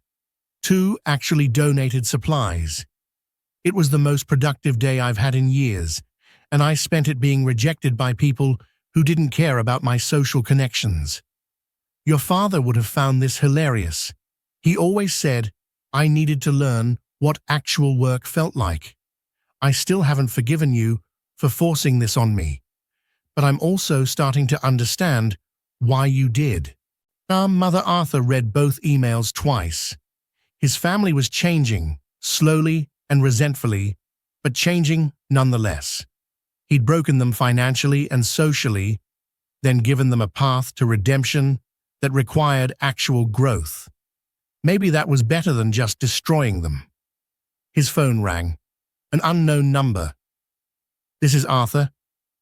Mr. Sinclair, this is Danielle Martinez. We work together at the warehouse. Arthur's pulse quickened. Danielle, hi, I didn't expect to hear from you. Yeah, well, I've been thinking about what you did, about the lying and the experiment and all of it. She paused. I'm still angry, but Terrence told me you hired him for the fund committee, and that made me think maybe you're serious about trying to fix things. I am, as serious as I know how to be. Good, because I have a proposal for you. When I've been working 2 jobs for 6 years, the warehouse and overnight janitorial at an office building. I'm exhausted all the time, barely scraping by, and I have skills going to waste because I never get a chance to develop them. What kind of skills? Accounting. I have an associate's degree, and I'm good with numbers. But no one will hire me for professional work because I don't have a bachelor's degree, or the right clothes, or the ability to start at the bottom and work my way up without starving first. Arthur understood immediately. You want me to help you get an accounting job? No. I want you to hire me as the financial controller for your workers' fund. Pay me what the work's worth. It give me a chance to prove I can do professional work when I'm not exhausted from manual labor. This was the second time today someone had asked not for charity, but for opportunity. Arthur found himself respecting both Terence and Danielle more than most of his former business associates. "Can you start Monday?" Arthur asked. "Are you serious?" "Completely. The fund needs a financial controller to ensure the money's managed properly. You'd work with Terence and the other committee members, handle the accounting, ensure regulatory compliance. 70,000 a year plus benefits. And if you want to finish your bachelor's degree while working, the fund will cover it." Silence on the line. Then, "Why are you doing this?" "Because you're right. You have skills going to waste, because poverty doesn't leave room for development. And then because you're one of the few people who told me the truth about what I did, that it was exploitative and offensive. I need people like that around me." "I'm still angry with you." "Good. Stay angry. Use it to make sure the fund actually helps people instead of just making me feel better about myself." "Fine. Monday. But Arthur, if you're doing this just to feel less guilty, I will quit and make sure everyone knows. I'm doing it because you're qualified and because I need honest people more than I need sycophants. The guilt is just a bonus." Danielle laughed, short, sharp, but genuine. "See you Monday." She hung up. Arthur stood at his window, looking out at the city. Below, people were living their lives, working, struggling, celebrating, suffering. He'd spent 5 months down there among them, lying, but also learning. Now he was back in his tower, but he'd brought some of that ground-level truth with him. The Workers' Fund wasn't charity, it was acknowledgement. He'd used people's genuine struggles for his own purposes. Now those same people would control resources to help others in similar positions. It wouldn't erase his deception, but it might transform it into something constructive. His phone buzzed again. "Roger. Media wants to know if you'll do an interview about the settlement and your family's rehabilitation. Should I decline?" "Decline everything. This isn't a PR rehabilitation tour. It's just consequences and reconstruction. The public wants a narrative arc. They want redemption and forgiveness. Then they'll be disappointed. Real life doesn't have clean narrative arcs. It just has people trying to be less terrible than they were yesterday." And Arthur set his phone down and made himself dinner. Pasta with sauce he actually had to cook, because even in his penthouse, he wasn't ready to resume hiring personal chefs. He ate at his dining table, looking out at the city lights, and thought about the strange trajectory of the last 5 months. He'd set out to test his family's character and discovered his own was equally suspect. He'd learned that poverty wasn't ennobling, just exhausting. He'd found that genuine friendship existed, but required honesty he'd failed to provide. And he'd learned that money was a tool that revealed what people already were, rather than changing them. His family had been greedy and resentful. Money had just given them the means to act on it. His business associates had been opportunistic. Wealth had just made the opportunities more appealing. Victoria had been shallow. His bank account had simply been the pond where she chose to be shallow. And Arthur himself. He'd been lonely and suspicious beneath all his success. The experiment had just given him permission to act on those suspicions. But maybe he was different now. Not better. That was too strong a word. Just different. He understood things he hadn't before.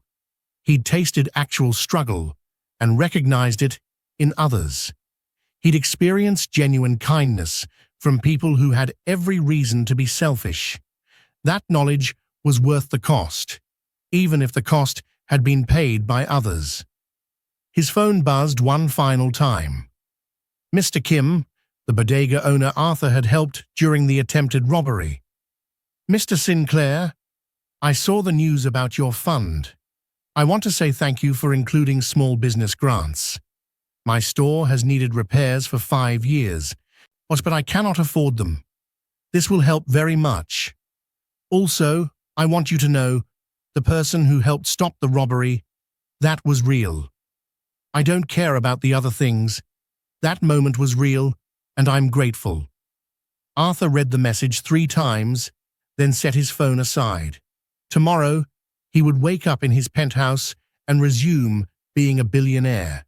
He would run his company, manage his investments, and navigate the social world of extreme wealth.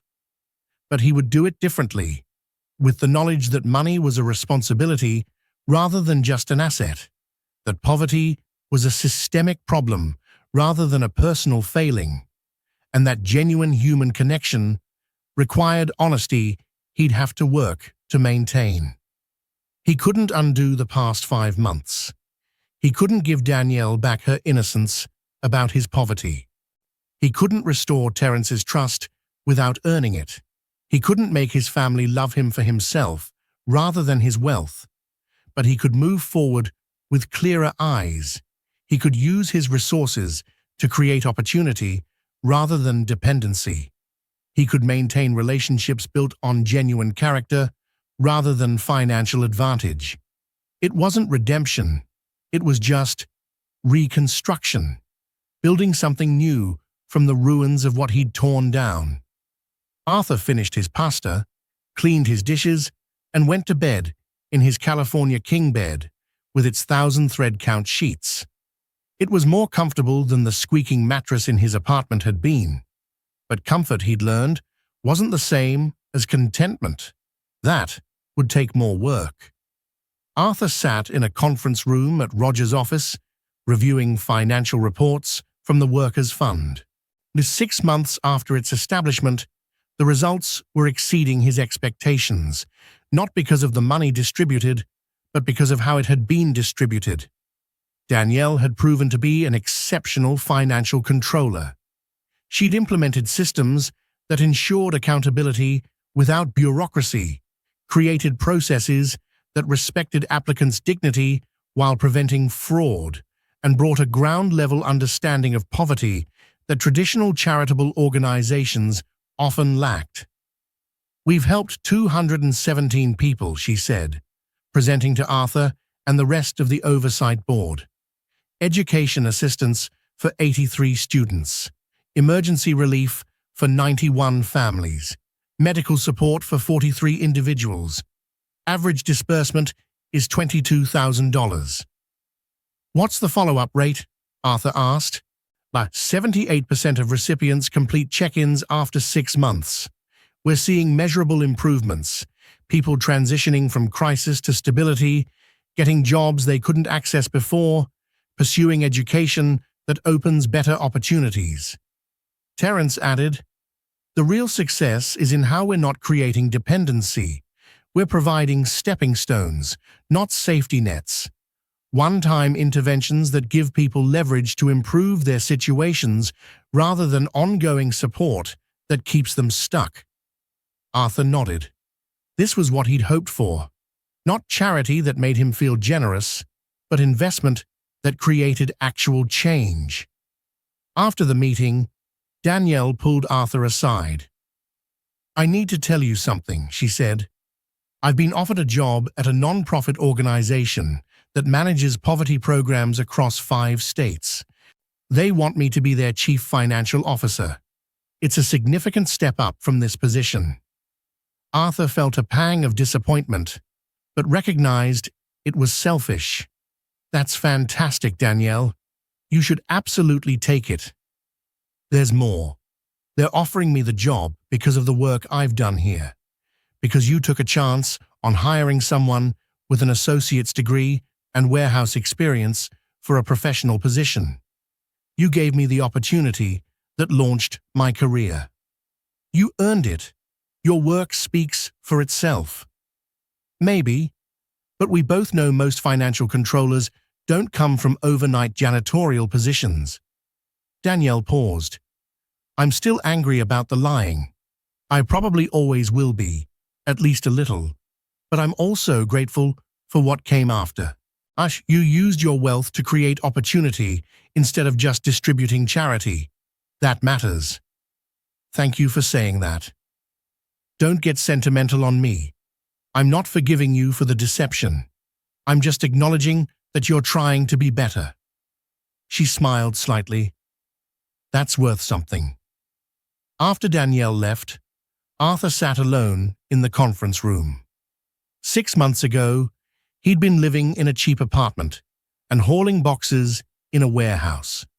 Now, he was back in his penthouse, running his company and managing the aftermath of his experiment.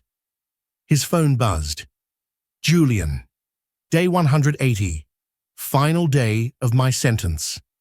I've been working restaurant floors for 6 months. Cooking, serving, cleaning, inventory, everything. The Portland head chef told me I'm almost competent, which is the highest praise I've ever heard from him. I'm not going to pretend this changed my life or made me a better person. But I understand now what it takes to actually run a business versus just funding one. I understand what my employees do and how hard they work. I'm reopening 3 of my restaurants next month. The other 2 I'm selling because I can't sustainably manage 5 locations. I'll be working the floor at least 2 shifts a week at each location. I still think you're an asshole for forcing this on me, but I'm also a better business person because of it. We're not friends, maybe we'll never be, but we're done with the legal stuff and we've both survived. That's something. Julian Arthur forwarded the message to Roger with a note. Monitor, but don't engage. I think my brother might actually have grown. Another message, this one from Helen. 6 months at the women's shelter. And I've organized 4 donation drives, helped restructure their volunteer program, and discovered I'm apparently good at grant writing. The director asked if I'd consider joining their board. Your father always said I was wasting my organizational talents on country club politics. He was right, though I'll never admit that to him since he's dead and can't appreciate my acknowledgement. I won't pretend we're suddenly a functional family. We're still broken in fundamental ways. But perhaps we're broken differently than before. Broken toward growth rather than stagnation. I'm selling the estate. It's too large for one person, and maintaining it required money I no longer have. I'm moving to a smaller house closer to the shelter. It's quite the step down socially, but I find I care less about that than I expected. Your father would be proud of you for what you did. He always valued teaching over punishing. I'm still angry that you forced this on me, but I'm also grateful. Strange how both things can be true. Mother Arthur set his phone down and looked out the window at the city below. His family had survived their enforced rehabilitation. They weren't healed. 6 months of work couldn't undo decades of dysfunction, but they were different. That was something. His phone rang. Roger. I have news, the lawyer said. Victoria is being sued by her hedge fund manager Fiancée. Apparently she accumulated significant debt during their engagement, and he's only discovering it now. Why are you telling me this? Because she's reached out. She wants to meet with you. Arthur felt something cold settle in his chest. Oh, why would she possibly think I'd want to meet with her? She says she has information you'd want to know about your family's actions during the court case. She claims there's something you didn't uncover. Tell her I'm not interested in her information or her company. I thought you'd say that. But Arthur, curiosity is sometimes worth the cost of uncomfortable conversations. After Roger hung up, Arthur sat with the decision. Victoria had abandoned him at his lowest point, or rather, at his apparent lowest point. She'd returned his engagement ring without a note, moved on to another wealthy man, and never looked back. What could she possibly have to tell him that would be worth the emotional discomfort of seeing her again? But Roger was right. Curiosity was a powerful thing. Against his better judgment, Arthur texted Roger, "Fine, I'll set up a meeting, but in a public place, and you're present." 3 days later, Arthur sat in an upscale cafe, the kind Victoria had always preferred, waiting for his former fiancée to arrive. Roger sat beside him, reviewing documents on his tablet and occasionally glancing at the door. Victoria entered at 3:07 p.m., 7 minutes late. She wore designer clothing that Arthur recognized as recently purchased. High fashion, perfectly tailored, expensive. Her diamond ring was absent. Apparently the hedge fund manager had demanded its return as part of his lawsuit. "Arthur," she said, sitting across from him, "thank you for agreeing to meet. Roger insisted I should be curious about your information." Always so direct. That hasn't changed. Victoria ordered a complicated coffee drink from the server, taking her time with specifications. Arthur recognized the performance. She was stalling, uncertain how to begin. "Your family paid me," she finally said. Arthur felt his attention sharpen. "Explain." "During your bankruptcy, your fake bankruptcy, Julian contacted me. He said he knew you were testing people, that you'd arranged the whole thing to see who would abandon you. He offered me $500,000 to return your ring and refuse all contact." The words hit Arthur like a physical blow. "My family knew?" "Julian suspected. He couldn't prove it, but he knew you well enough to recognize the bankruptcy was too perfect, too complete. So he decided to ensure you'd fail your own test. He paid me to abandon you, paid several of your business associates to cut ties, probably paid others I don't know about." Arthur looked at Roger, who'd gone very still. "And if they knew it was fake," Roger said slowly, "then their testimony about your incompetence was deliberate fraud beyond what we'd established. They weren't just stealing your inheritance based on your apparent poverty, they were orchestrating your apparent poverty." "I didn't know about the court case," Victoria continued. "I just knew Julian was paying me to make sure you felt completely abandoned. He said it was teaching you a lesson about your arrogance." "And you took the money?" "Of course I took the money. You'd taught me that wealth was the most important thing in a relationship. Why shouldn't I monetize our breakup?" Victoria's expression was bitter. "You want to know the truth, Arthur. I did love you. Not as much as I loved your money, but I loved you. And when you lost everything, my first instinct was to stay and help. But Julian's offer made me realize that love was worth $500,000 to me. That's how much I valued our relationship.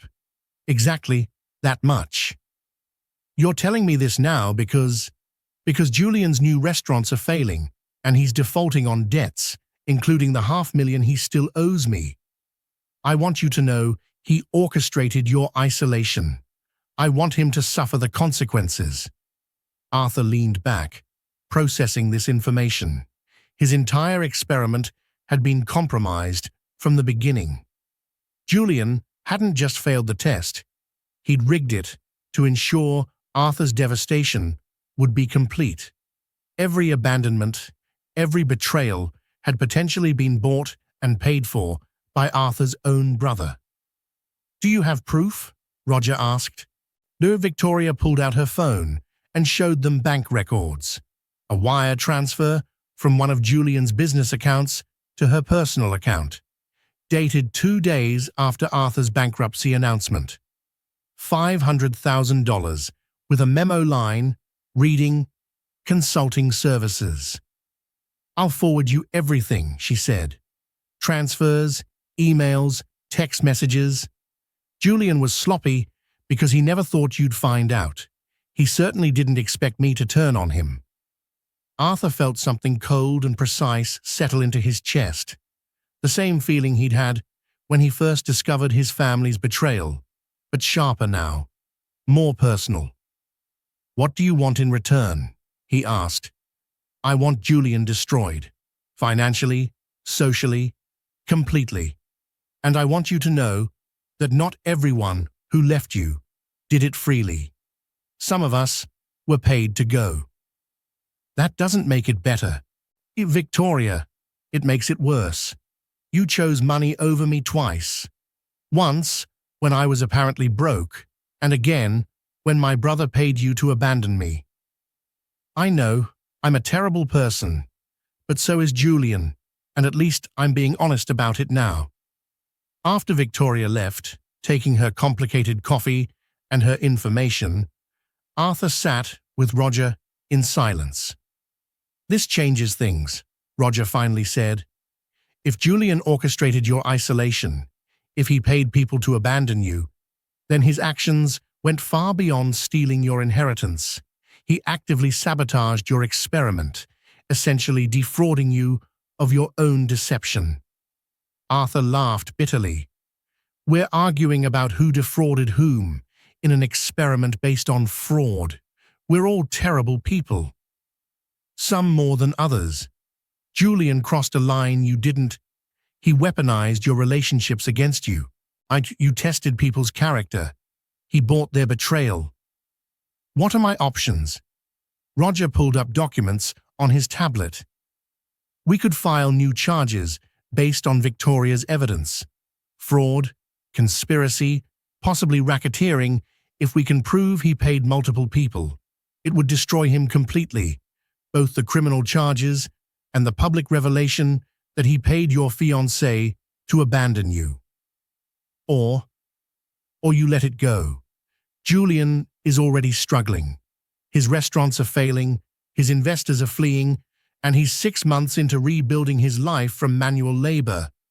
Adding new legal action might break him completely." Arthur thought about his brother. Charming, weak, perpetually resentful Julian. The brother who'd cried at their father's funeral. The brother who'd celebrated Arthur's success while harboring deep jealousy. The brother who'd paid $500,000 to ensure Arthur felt utterly alone. "Here's what we do," Arthur said finally. "We document everything Victoria gave us. We hold it as leverage. If Julian successfully rebuilds and honors his obligations, we never use it. If he tries to attack me again or violates our settlement, we deploy it completely." That's remarkably merciful considering what he did. "It's not mercy, it's exhaustion. I'm tired of destroying my family. Julian already destroyed himself. His restaurants are failing because he made poor business decisions, not because I sabotaged him. Let him live with the consequences of his own actions rather than facing consequences I impose." Roger made notes. "And Victoria, she violated your trust in exchange for money. Victoria showed me who she really is, someone who values relationships by their financial worth. I don't need revenge on her. I just need to remember that lesson." They left the cafe and walked through downtown, navigating sidewalks crowded with people finishing their workdays. Arthur moved through them, feeling oddly invisible. Just another wealthy man in expensive clothes, indistinguishable from the hundreds of others who populated this financial district. "You've changed," Roger observed. 6 months ago, you would have wanted blood for what Julian did. 6 months ago, I thought revenge would feel satisfying. Now, I know it just feels like more work." Arthur paused at a corner, waiting for the light to change. "My family is broken. That's not going to change through legal action or enforced rehabilitation or elaborate revenge schemes. They're just broken people doing broken things. And you? also broken, just differently. The light changed and they crossed. But maybe being broken differently is enough. Maybe you don't need to be whole to be functional. Back at his penthouse that evening, Arthur reviewed the documents Victoria had provided. Every wire transfer, every email, every message between her and Julian coordinating Arthur's isolation.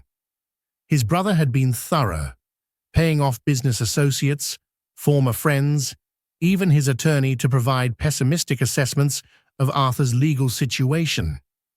Julian had spent nearly $2 million ensuring Arthur's experiment would devastate him completely. Arthur could use this information to destroy his brother. No criminal charges, civil suits, public humiliation, all of it would be justified and legally sound. Julian had conspired to defraud Arthur of both money and emotional well-being. But Arthur remembered sitting in his apartment after being fired from the warehouse, listening to Regina call him exploitative and Danielle call him a fraud. He remembered the hollow feeling of winning the court case while losing the respect of people he'd come to care about. Revenge was exhausting. Justice was complicated. Sometimes the best outcome was just walking away. Arthur deleted Victoria's files from his computer. He kept the originals in a secure location, insurance against future attacks, but removed them from his active awareness. Julian had already lost his restaurants, his money, and his social standing. That was consequence enough. His phone buzzed. "Did Danielle wanted you to know? I start my new job Monday. Chief Financial Officer, 6-figure salary, benefits, retirement plan. Everything I never thought I'd have. You didn't give me this. I earned it. But you gave me the opportunity to earn it. And that matters. Still not forgiving you for the lying. But I'm grateful for what came after. That's all I wanted to say."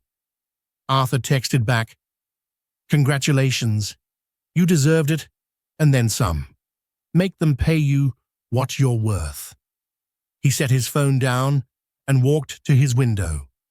Below, the city glittered with evening lights, millions of people living their lives, struggling and celebrating and surviving. He'd spent 5 months down there among them, and those months had changed him in ways he was still discovering. His family was broken, but healing in their own ways. His former friends had revealed themselves to be business contacts rather than genuine companions. His fiancée had chosen money over love twice, but he'd also discovered that genuine human connection existed outside the circles of wealth. That dignity came from character rather than circumstances, that his privilege had blinded him to truths that people like Danielle and Terence understood instinctively. The experiment had cost him relationships, reputation, and illusions, but it had given him clarity. That was worth something. Maybe not everything, but something. 1 year after his fake bankruptcy began, Arthur stood in the conference room of Sinclair Innovations, the company he'd built from garage startup to tech empire, addressing his board of directors. The room was full of people who'd stuck with him through the public chaos of his experiment and its aftermath. They deserved an explanation. "A year ago, I deliberately destroyed my own reputation to test the character of people in my life," Arthur began. "The test revealed that most relationships built on wealth are fundamentally transactional. My family tried to steal my inheritance. My fiancée left without a word. My social circle vanished." The board members shifted uncomfortably. They knew this story. It had been headline news for months, but hearing Arthur tell it directly carried different weight. "I learned that poverty reveals character in ways wealth masks. I learned that genuine human connection requires honesty I failed to provide. And I learned that using people's struggles as laboratory conditions is exploitative, regardless of intentions. Arthur pulled up a presentation on the screen behind him. This is the Sinclair Foundation, a new initiative I'm establishing with $100 million of personal capital. It will focus on creating opportunities for people transitioning out of poverty. Not charity, but investment, education grants, small business capital, emergency relief designed to provide leverage rather than dependency. The presentation showed the structure: community-led decision-making, transparent accounting, measurable outcomes focused on sustainability rather than just distribution. The foundation will be run by people who've experienced poverty firsthand. They understand what actually helps versus what just makes wealthy donors feel generous. That my role will be providing capital and staying out of their way. One of the board members, Patricia Chen, his longest-serving director, raised her hand. This is commendable, Arthur, but what does it mean for Sinclair Innovations? Your experiment and its aftermath created significant PR challenges for the company. I know, which is why I'm also announcing my resignation as CEO. The room erupted in protests. Arthur waited until they quieted. I'll remain as chairman and largest shareholder, but I'm stepping back from daily operations. My experiment proved I'm capable of significant deception when I believe it's justified. That's not the kind of person who should run a company that depends on trust and consistency. You're being too hard on yourself, Patricia objected. No, I'm being appropriately hard. I used my privilege to conduct a social experiment that hurt people who'd shown me genuine kindness. I justified it as seeking truth, but truth-seeking that requires deception is ethically compromised. Arthur advanced the presentation to show his recommended successor, a woman named Dr. Sarah Okonkwo, who'd been heading their research division. Dr. Okonkwo has the vision and integrity to lead Sinclair Innovations forward. I'll support her completely, but from a position that acknowledges my limitations rather than pretending they don't exist. The board meeting continued for another 2 hours, but the major decisions were made. Arthur would step back from operations while maintaining involvement. The company would establish better ethical guidelines for leadership conduct, and the Sinclair Foundation would launch with community partners already identified from his workers' fund experience. After the meeting, Patricia pulled Arthur aside. "You're punishing yourself," she said. "The experiment was unorthodox, but you exposed genuine fraud. Your family did try to steal from you. And I exposed them through equally problematic methods. 2 wrongs don't make a right, Patricia. They just make a mess. So what now? You retreat to your foundation and pretend you're not still one of the most successful tech entrepreneurs of your generation." Arthur smiled. "I focus on using my resources to create opportunity rather than accumulate more wealth. I maintain relationships built on honesty rather than finance. I try to be less terrible than I was a year ago." That's a low bar. Maybe, but it's the only bar I trust myself to clear right now.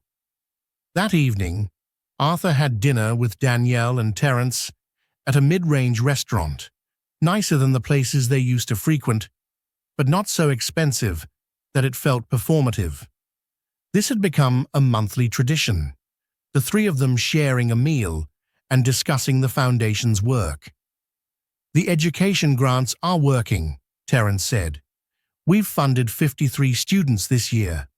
47 are still enrolled with good academic standing. That's better than most scholarship programs." "It's because we're providing comprehensive support," Danielle added. "Not just tuition, but housing assistance, book money, emergency funds. We're removing barriers instead of just lowering one barrier. Arthur listened while they discussed details, the kind of ground-level problem-solving that traditional philanthropic organizations often missed. This was what made the foundation effective. People who understood struggle making decisions about helping others struggle less. "I have news," Danielle said, as dessert arrived. "I'm engaged." Terence immediately congratulated her.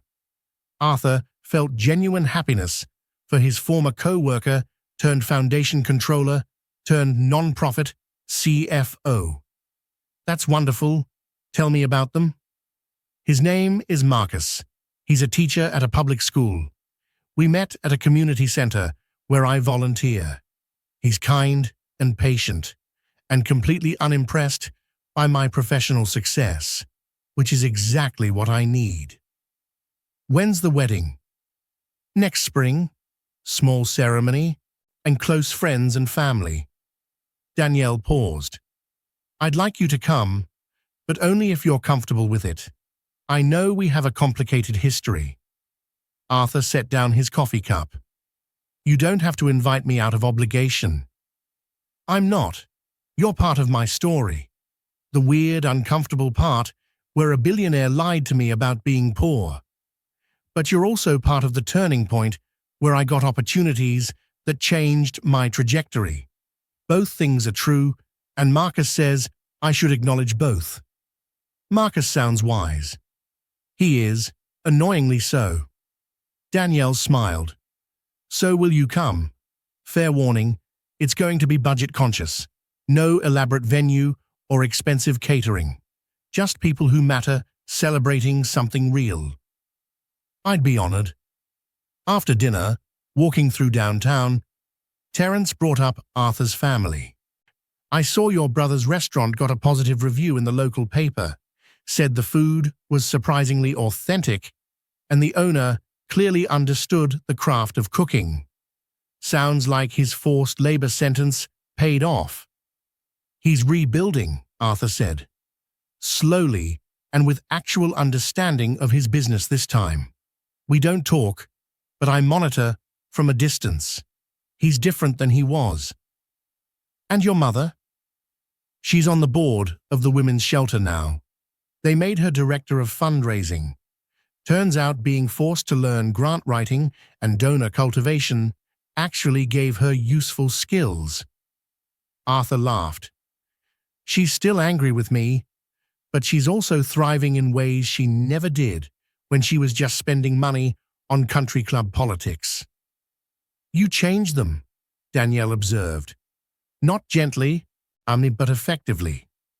I broke them and gave them tools to rebuild differently. Not sure that's actually better than just leaving them alone." "It's better than just destroying them without offering reconstruction," Terence said. "You could have pressed criminal charges and walked away. Instead, you forced growth. That's worth something." They parted at the subway station, Danielle and Terence heading to their respective homes in neighborhoods Arthur had briefly inhabited, Arthur heading back to his penthouse in the sky. The separation felt symbolic somehow. He could visit their world, but he didn't truly belong there. And they could visit his world, but they didn't truly belong in it either. What they'd built was something in between. Relationships based on mutual respect and shared purpose rather than financial arrangements. That was worth preserving. 6 months later, Arthur stood in a community center in the neighborhood where he'd lived during his experiment. The Sinclair Foundation was hosting an open house showing local residents what services they provided and how to apply for assistance. Mr. Kim was there, proudly showing off his renovated bodega, new floors, better shelving, a modern point-of-sale system. "The business grant changed everything," he told anyone who would listen. "Now I can compete with chain stores. Now I can serve my community better." Kevin, Arthur's former warehouse manager, was not there.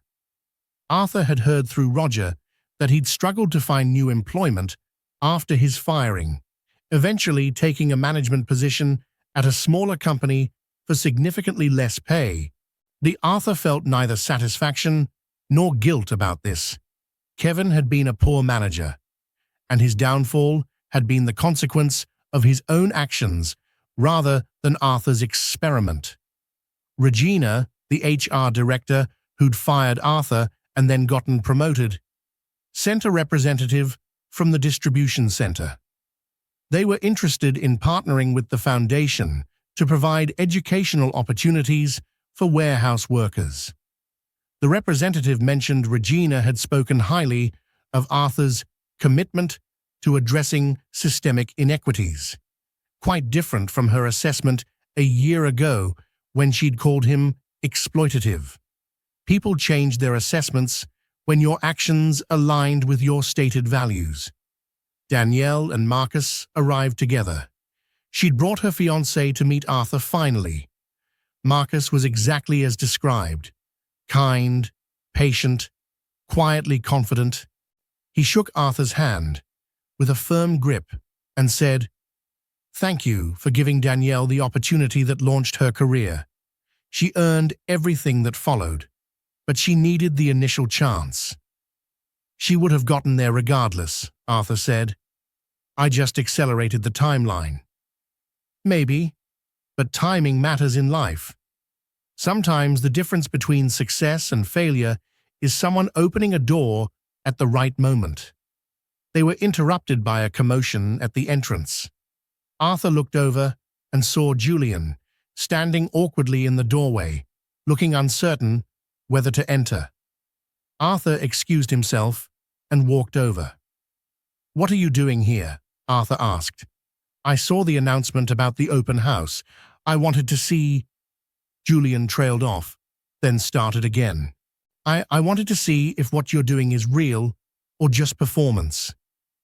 "Does it matter?" "It does to me. I spent 6 months working restaurant floors because you forced me to. I hated every minute of it, but I also learned things I'd never bothered to learn before. And now I'm running 3 restaurants that actually turn a profit because I understand what it takes to make them work." Julian looked around the community center, at the families exploring foundation services, at the volunteers explaining programs, at the visible impact of Arthur's resources being deployed thoughtfully. "This is real," Julian said quietly. "You're actually trying to help people instead of just tax dodging through charitable donations. Did you think I wouldn't? I thought you'd use it for PR rehabilitation, as Billionaire makes himself look good by throwing money at problems. But you're not even here as the public face. You're letting community members run the event. That's different." They stood in uncomfortable silence. The brothers who'd once been close, then enemies, now something undefined. "I'm sorry," Julian said suddenly, "for paying Victoria to leave you, for orchestrating your isolation, for trying to make your experiment hurt as much as possible. I thought I was teaching you a lesson about arrogance, but I was really just being vindictive." Arthur studied his brother's face, looking for deception or performance. He saw only exhaustion and what might have been genuine remorse. "I'm sorry too," Arthur said, "for creating a test designed to make you fail, for forcing you into 6 months of manual labor, and for treating your character as a research problem rather than a relationship. We're both terrible people. Probably, but maybe we're terrible differently than before. Maybe that's progress." Julian extended his hand. Arthur shook it. It wasn't forgiveness. Too much had happened for that. But it was acknowledgement. They'd both done damage. They were both trying to do better. That was all they could offer each other. After Julian left, Danielle approached Arthur. "That looked intense. Your brother?" "Yeah. He came to apologize for sabotaging my experiment." "Are you going to forgive him?" "I don't know. Is forgiveness required for moving forward?" Danielle considered this. "No. But acknowledgement is. You have to acknowledge what happened, who people really are, and what role they'll play in your future. Forgiveness is optional, and clarity is mandatory. When did you become so wise? When a billionaire lied to me about being poor, forced me to examine my assumptions about wealth and character, and then gave me opportunities that changed my life. Complicated experiences create complicated wisdom. They stood together, watching the community center fill with people seeking help, offering help, or just connecting with their neighbors. This was what wealth could do when deployed thoughtfully. Create spaces for opportunity rather than just accumulating more wealth. That night, back in his penthouse, Arthur composed a final message. Not a public statement or press release, but a private letter to himself. A document summarizing what he'd learned from a year of deception, discovery, and reconstruction. Things I know now. 1. What wealth masks character rather than revealing it. Remove the money and you see what people really are. But you also see what you really are, and that's often uncomfortable. 2. Poverty isn't ennobling or degrading. It's exhausting. It's a constant calculation of resources and trade-offs that prevents people from developing their full potential. This isn't a moral failure. It's a systemic problem. 3. Genuine human connection requires honesty. Any relationship built on deception, no matter how justified you believe the deception to be, is fundamentally compromised. 4. Testing people's character while lying about your own is hypocrisy. Even if you discover real wrongdoing, you've still committed wrongdoing in the discovery. 5. Money is a tool, not an identity. I spent decades thinking my wealth defined who I was. Yes, now I understand it only defines what I can do. 6. Family relationships based on financial obligation are fragile. Remove the money and you see whether there was ever real connection beneath the transactions. 7. Revenge is exhausting. Justice is complicated. Sometimes the best outcome is just walking away with clarity rather than pursuing satisfaction. 8. Creating opportunity is harder than distributing charity, but it's more effective. People don't need rescue. They need leverage. 9. You can't undo deception, but you can move forward honestly. Past lies don't erase future truth. They just make it harder earned. 10. Being less terrible than yesterday is a sufficient goal. Perfection is impossible. Progress is enough. I faked poverty to test people's character and discovered my own character was equally suspect. I exposed my family's fraud through fraudulent means. I befriended struggling workers while lying about my own struggles. Every revelation of others' flaws was accompanied by revelation of my own. Was it worth it? I don't know. I gained clarity and lost innocence. I discovered truths and created wounds. I helped some people and exploited others. What I do know, I'm using my wealth differently now. I'm maintaining relationships honestly. I'm acknowledging limitations while working to overcome them. I'm trying to be less terrible each day. That's all I can do. Maybe that's all anyone can do. Acknowledge their flaws, make restitution where possible, and try to be slightly better tomorrow than they were today. Some knowledge destroys the person who acquires it, but some knowledge, however painfully acquired, makes space for growth. I hope I'm growing. I think I might be. Time will tell. Arthur Sinclair. He saved the document and closed his laptop. Tomorrow, he would attend a foundation board meeting. Next week, he would walk Danielle down the aisle at her wedding. Next month, he would review proposals for new foundation initiatives. The work would continue. Imperfect, complicated, but genuine. Arthur stood at his window, one final time, looking down at the city where he'd briefly lived as someone else. The street corners where he'd waited for buses. The bodega where he'd stopped robberies. The warehouse where he'd learned what manual labor felt like. The apartment building where he'd discovered that poverty wasn't a costume, but a real condition that exhausted and limited millions of people every day. He couldn't undo the lies he'd told or the pain he'd caused. He couldn't make his family whole or his relationships pure. He couldn't erase the exploitation inherent in his experiment, but he could move forward with the knowledge he'd gained, using his resources to create opportunity and his experience to inform that creation. He could maintain honest relationships with people like Danielle and Terence. He could acknowledge that wealth was a responsibility rather than just an asset. It wasn't redemption, it was just reconstruction. And reconstruction, Arthur had learned, was enough. The city lights glittered below. Millions of lives, millions of struggles, millions of small victories and defeats. He was part of that complexity now, not separate from it. His money didn't isolate him from humanity. It gave him tools to engage with it differently. That was the lesson. That was the truth he'd paid so much to learn. Whether it had been worth the cost, well, that was a question he'd spend the rest of his life trying to answer. But at least now he was asking the right questions.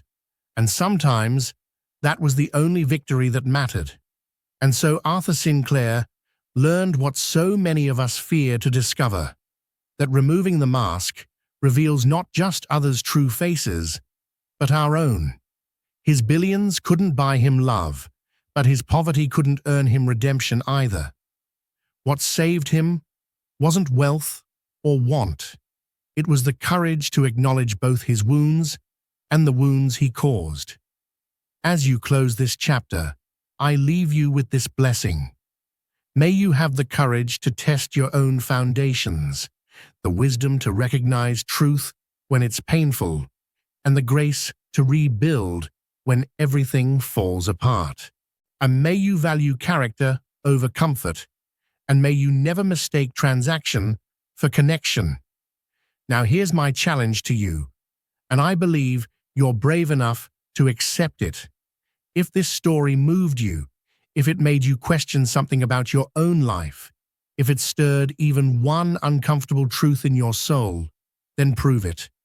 Hit that like button to show you're not afraid of difficult stories. Subscribe to commit to more content that challenges rather than comforts. And here's the real test. Drop a comment below telling me, if you had Arthur's wealth, would you have the courage to test the people you love? Or would you prefer comfortable lies to painful truth? I dare you to be honest. The comments section is waiting for your truth.